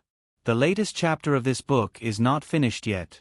For more exciting content, please scan the QR code below to download the app. Novels are updated even faster. Millions of novels are free to read. Novels that can't be found online are all available here. Fifth Master. Fifth Master. The Han family's men of sacrifice found Fifth Master Han, who had almost lost his body temperature from the rain. Although it was summer, the Songshan mountain range was very high and the temperature was lower than other places. With the terrible storm, the heavily injured Fifth Master Han almost lost his life. If it wasn't for the Black Devil King using his body to block some of the wind and rain, he probably wouldn't have survived until the Han family found him. The leader of the men of sacrifice helped Fifth Master Han sit up and took off his cloak to wrap around him. Fifth Master. Fifth Master Han couldn't stop trembling. He couldn't feel his hands and feet, and even the muscles on his cheeks were almost numb. Originally, with his strength, he shouldn't have been defeated so quickly. On one hand, he didn't use all his strength. Another important reason was that he seemed to see a familiar figure when Xiao Lulang attacked him. It was a figure that he couldn't remove from his mind in this life, the next life, and the life after that. His mind was in a daze, and his body froze. He couldn't use his internal energy to block Xiao Liulong's attack, and in the end, he fell into Xiao Liulong's trap. He didn't lose to martial arts, but to his own heart and emotions. The men of sacrifice said worriedly, "I'll take you back now." Don't worry about me." Fifth Master Han used the last of his strength to open his numb lips and said, "Go, chase Xiao Lulang. First, fire." Beacon. Battalion. This group of men of sacrifice wasn't with Qi Xian. Qi Xian led Han Ye's men, and he was secretly helping the property management under the orders of the family head. They didn't know that Qi Xian was also here. But they had one thing in common, and that was that they didn't ride horses. Go, ride my horse. Xiao Lulang was eager to end the battle. He had used all his strength to attack Xiao Lulang, and his body was already exhausted. Moreover, he could not see. As long as the Han family's men of sacrifice could catch up with him, they would be able to severely injure him and take back the secret letter. The leader of the men of sacrifice instructed his companions, "You guys, take the fifth lord and hurry. I'll chase after Xiao Lulang first." When he caught up, he would deliver the secret letter to fifth lord and escort him to the first fire beacon camp. Yes. The few of them answered. Wait. Fifth grandfather Han stopped him. The suicide soldier said, "Fifth lord, do you have any other orders?" Fifth grandfather Han said, "I have a bottle of medicine for the dark demon horse. If it can't run anymore, give it one pill to recover its stamina." Yes. The kamikaze soldier took out the medicine bottle and turned around to ride the Black Demon King. The Black Demon horse was very uncooperative at first, and the kamikaze soldier fell a few times before he could ride it. This was the result of Fifth Han's carrot and stick approach. However, once the kamikaze soldier took over, the Black Demon King's speed could only be described as lightning.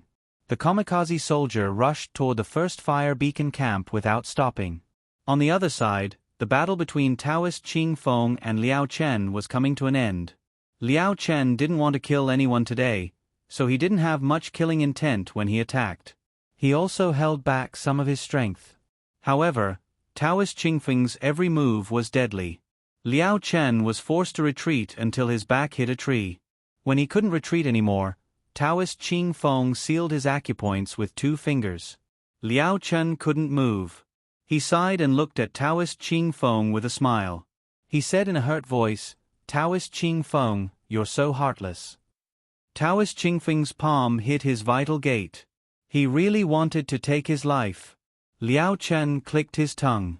He activated his vital qi and the acupoints were unsealed. He tapped his toes and jumped up the tree. He looked at Taoist Qing Feng under the tree with a half smile.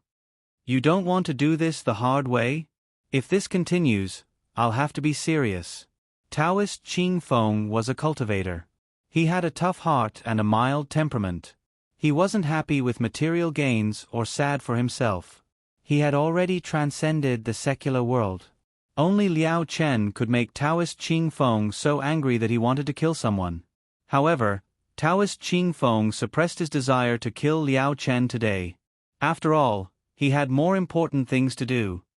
He raised his head and looked at Liao Chen with his beautiful eyes. "Come down. I'll drink with you." Liao Chen curled his lips and landed gracefully. Taoist Qing Feng took out a rope from his sleeve and tied Liao Chen up. Liao Chen was speechless. Taoist Qing Feng hung Liao Chen under the tree and turned around to mount his horse. Liao Chen swayed under the tree like a small silkworm. He looked at Taoist Qing Feng's back and curled his red lips. He said with a smile, "If you dare to leave, I'll tell the world that you're the thief who was watched by thousands of disciples at Baiyun Taoist Temple on a moonlit night a few years ago." Taoist Qing Feng was about to explode. It was raining cats and dogs. The Black Demon horse kept chasing in the rain. It was very young and had a lot of stamina. It also had better endurance than ordinary war horses. It ran tirelessly, leaving the Mount Song mountain range far behind. The lightning didn't stop it. It was like the bravest warrior, chasing after its enemy without caring about the consequences. "It's not enough." The man of sacrifice grabbed the reins and wiped the rain off his face. They had already run for nearly 100 miles, but the Black Demon horse still didn't show any signs of fatigue. He had never seen such a powerful war horse. However, it still needed to be faster. The man of sacrifice took out the pills that Fifth Master Han had given him and fed one to the Black Demon horse. The Black Demon horse quickly recovered its stamina and sped up a little. Finally, after passing through a small forest, the man of sacrifice heard the sound of hooves coming from ahead. The man of sacrifice was delighted. It was Xiao Lulang. It must be Xiao Lulang. The sky was already dark. The entire world was covered in a heavy downpour. Running on a rainy night was actually a very dangerous thing to do. The cavalry's line of sight was obstructed, so they mostly relied on the warhorses' senses. Normally, warhorses would slow down. Firstly, the cavalry would request it. Secondly, warhorses had an instinct to avoid danger. However, the Black Wind King didn't slow down. It was like a bolt of lightning in the rainy night. The man of sacrifice heard the sound of hooves getting farther and farther away. He clenched his teeth. Damn it! We were about to catch up. Why does it feel like the distance has widened again? Higher! Higher! The man of sacrifice raised his speed to the maximum and finally caught up to the Black Wind King. This time, the distance between them was unbelievably close. The man of sacrifice unsheathed the long sword at his waist. He only needed one slash to deal a heavy blow to Xiao Lulang. The Black Wind King galloped, all the muscles on its body taut. Just as the man of sacrifice slashed down, it suddenly swerved to the right and charged into the fork in the road ahead. Me. The man of sacrifice slashed down. Because he didn't expect the Black Wind King to suddenly change directions, he didn't even have time to pull the reins and stop. The Black Devil horse was too fast. In the blink of an eye, it was already 100 feet away. If it turned around and chased after the Black Wind King, it would be even harder to catch up. Forget it. You've left the fork, so you'll have to return to the main road. I'll wait for you in front. However, the Black Wind King didn't give him the chance to stop him. When he returned to the main road, he was only a horse's length away, but the Black Wind King had already run ahead. I didn't catch up again. The man of sacrifice was so angry that he didn't feel good. Wasn't it an old horse? How could it run so fast? However, it wasn't all smooth sailing ahead. There were other guards from the Han family guarding the road. When they heard the sound of galloping hooves, they drew their long swords and lined up to block the road. They were ready for battle. The Black Wind King didn't hesitate at all. As if it was breaking through mountains and rivers, it broke through the blockade of the Han family guards. 2 of the Han family guards were sent flying. It was too fast. It was too strong. This wasn't the Black Wind King they knew. The Black Wind King wasn't this strong. One of the bodyguards looked in the direction where the man and the horse had left and shouted, "Cut the rope for me!" The cable bridge was in front. The guard guarding the bridge on the other side pulled out his sword and cut the ropes at the end of the bridge. The wooden bridge broke, and the broken parts hit the cliff with a loud noise. There was a distance of 10 feet between the 2 cliffs. No horse could cross it. However, the guards were surprised to find that the Black Wind King didn't slow down. What is it trying to do? It can't be trying to cross it, right? It's courting death. Are the soldiers stupid? Why aren't they stopping it? Hey! A guard shouted at Gu Jiao's back. Your horse is going to jump off the cliff. Stop it before it's too late. They couldn't let Gu Jiao jump. They hadn't gotten the secret letter from Gu Jiao yet. If Gu Jiao fell off the cliff, 5th Master Han wouldn't be able to complete his mission. Stop. You'll die. They sincerely wanted to stop Gu Jiao from falling off the cliff and dying. Gu Jiao couldn't see, but she could still sense. She heard the sound of the bridge breaking and felt the cold wind from the abyss. However, she didn't stop the Black Wind King. The Black Wind King accelerated. She wiped the blood from the corner of her mouth and grabbed the reins. She clamped the horse's abdomen and stood in the stirrups. The Black Wind King's muscles tensed as it leaped. Almost at the same time, the Black Demon Horse and the Loyalists arrived. The bridge is broken. The bridge is broken. Don't go.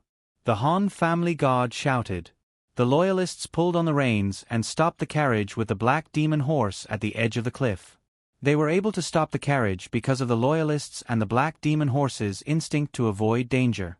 The Black Demon Horse retreated a few steps. This was a distance that even the black demon horse couldn't cross. No one dared to look down. The Black Wind King and the cavalrymen were about to fall off the cliff. Ah! A guard shouted. Look! It crossed the cliff. It surpassed its instincts and overcame its fear of the cliff. It crossed a distance that no warhorse had ever been able to challenge. It was the Black Wind King, without a doubt. The guards at both ends of the bridge were stunned. For a moment, they didn't even know how to react. The Black Wind King carried Gu Jiao and smoothly ran past the Han family guards. Ah! They ran away! A guard who had been sent flying said while clutching his aching chest. However, no one dared to chase after him. The youth's unreserved trust and the Black Wind King's unwavering struggle showed them the most precious thing on the battlefield. They didn't know what kind of spirit this was, but they felt their hearts being sprinkled with hot blood. They didn't want to chase. At least, not now. Fifth Master Han was right. The 3 moves that Gu Jiao used to defeat him had cost her almost all of her strength. She had never used such an overdraft fighting style in any battle before. But even so, she couldn't kill Han Ci. Han Ci was too strong. Blood flowed up her throat and spilled out from the corner of her mouth. At first, she could still swallow it, but later, she didn't even have the strength to suppress the sweet taste in her throat. Blood flowed all over the Black Wind King's back. She persevered with her willpower. The Black Wind King's situation wasn't much better. A normal horse would have to rest after running at full speed for 20 to 30 kilometers, but cavalry could only travel 70 to 80 kilometers a day. If they forced their way through, they could travel over 100 kilometers, but they still had to rest. Only when the horse ran to its death would it travel over 100 kilometers day and night. 200 kilometers. 250 kilometers. 260 kilometers. The Black Wind King approached his limit again and again. He was so tired that he wanted to collapse, but he gritted his teeth and persevered. At dawn, the rain stopped. The first rays of dawn pierced through the thin clouds in the east, passing over the peaks of the mountains and shining on the empty and quiet camp.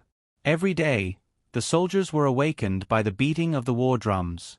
But today, they were awakened by the sound of hurried horse hooves. They thought it was an enemy attack, but when they came to the entrance of the camp, they saw a black warhorse and a blindfolded youth. A man and a horse came over with the momentum of a magnificent army. The entire mountain and river shook. Gu Jiao successfully handed the bamboo tube to the left deputy general of the garrison. The deputy general looked at the blindfolded youth and couldn't help but wave his hand at the youth. The youth didn't respond. The deputy general of the garrison was stunned. He couldn't see? Then how did he run 300 kilometers to get here? The left deputy general was about to ask Gu Jiao what happened to his eyes when he saw the man and the horse collapse to the ground. The left deputy general was shocked. Men, call the medical officer. Is it early today? The latest chapter of this book is not finished yet. For more exciting content, please scan the QR code below to download the app. Novels are updated faster and more complete. Millions of novels are free to read. Novels that can't be found online are all available here. https://www.zhbqg.com/89642_8964286/10653540. HTML Genius memorized this site's address. www.zhbqg.com Biku Pavilion Mobile Reading Website. zhbqg.com.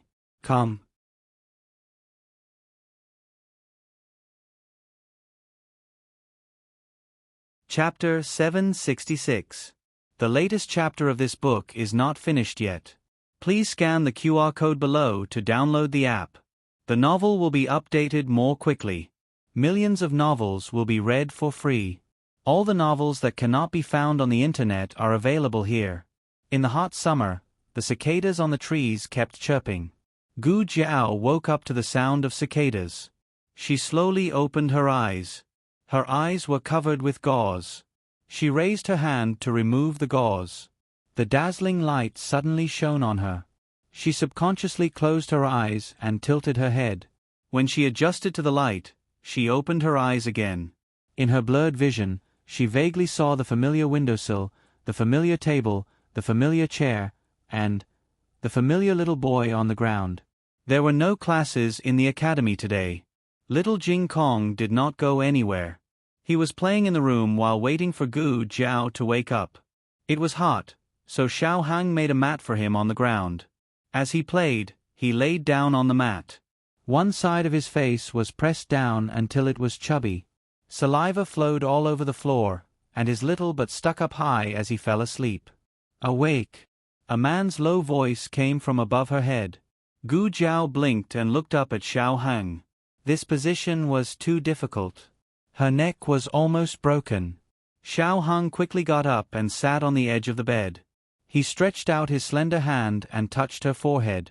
It's not hot anymore. Gu Jiao's vision was still a little blurry, but seeing that he was in a good mood, her eyes lit up.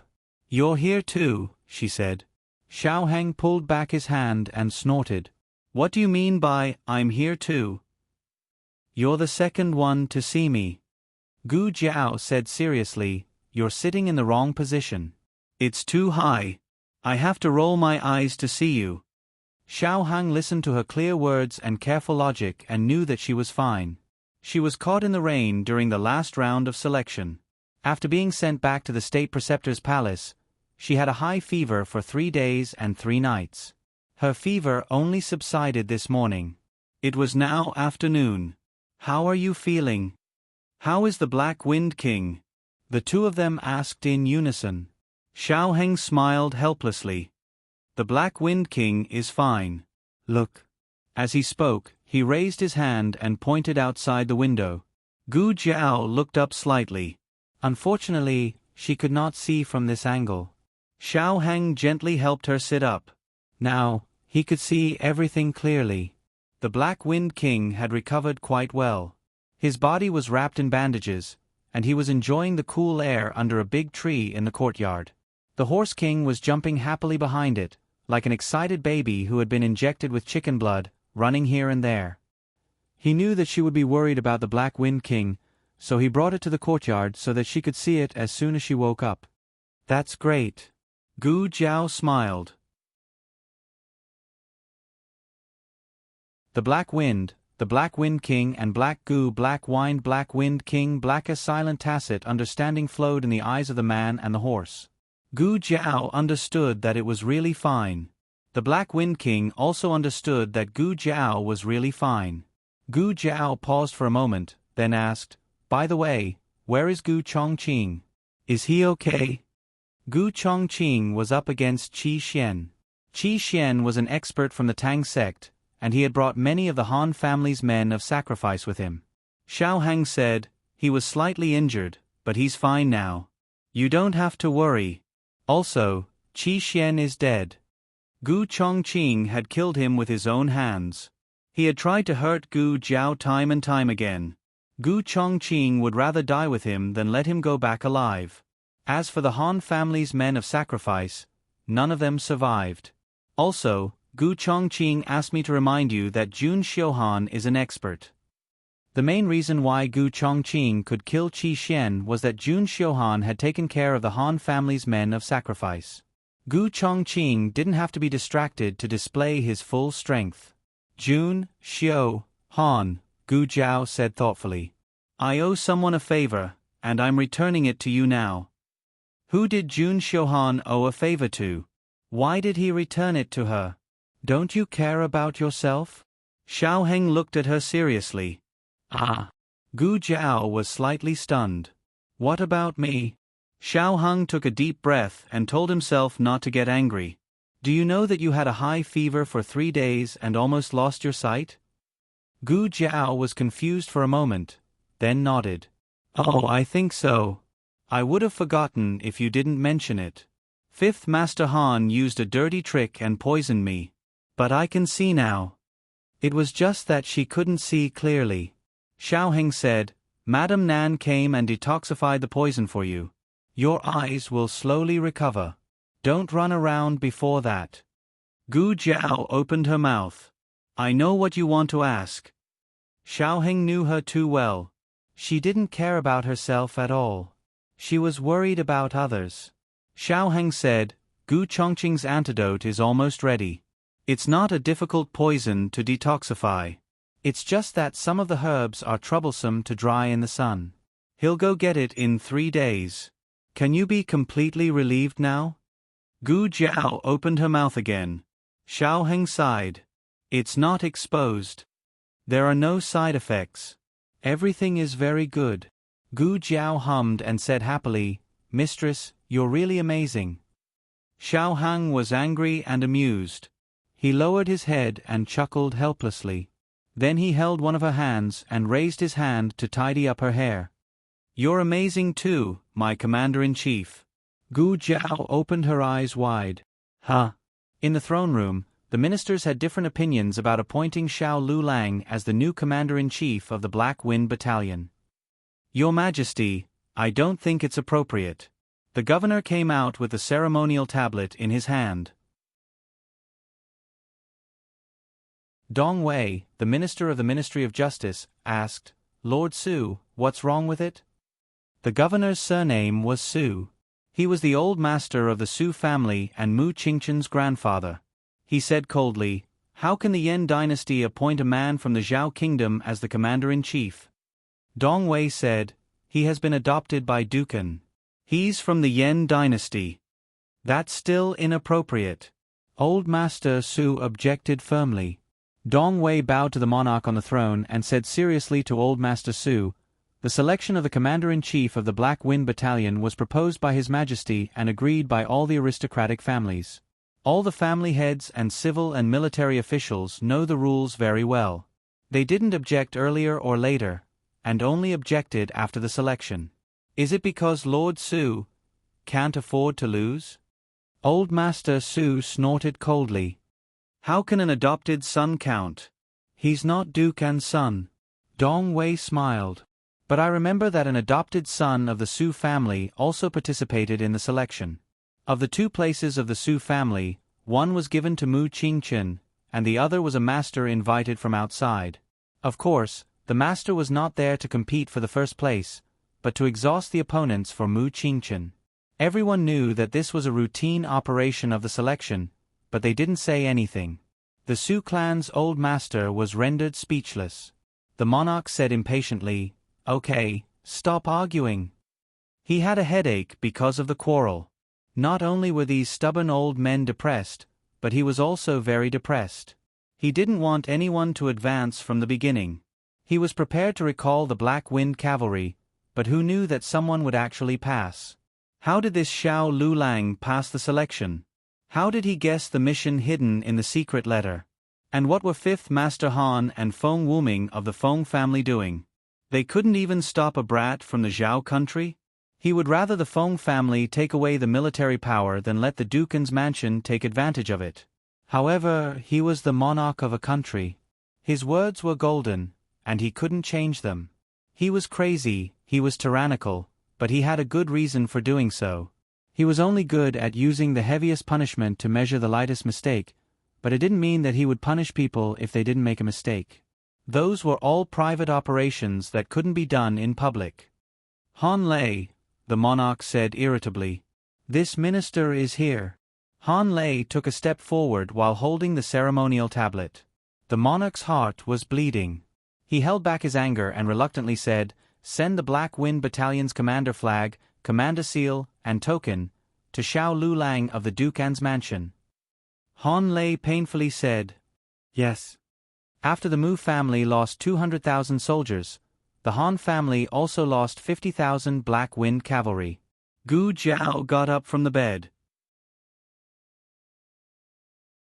There were no female disciples in the state preceptor hall.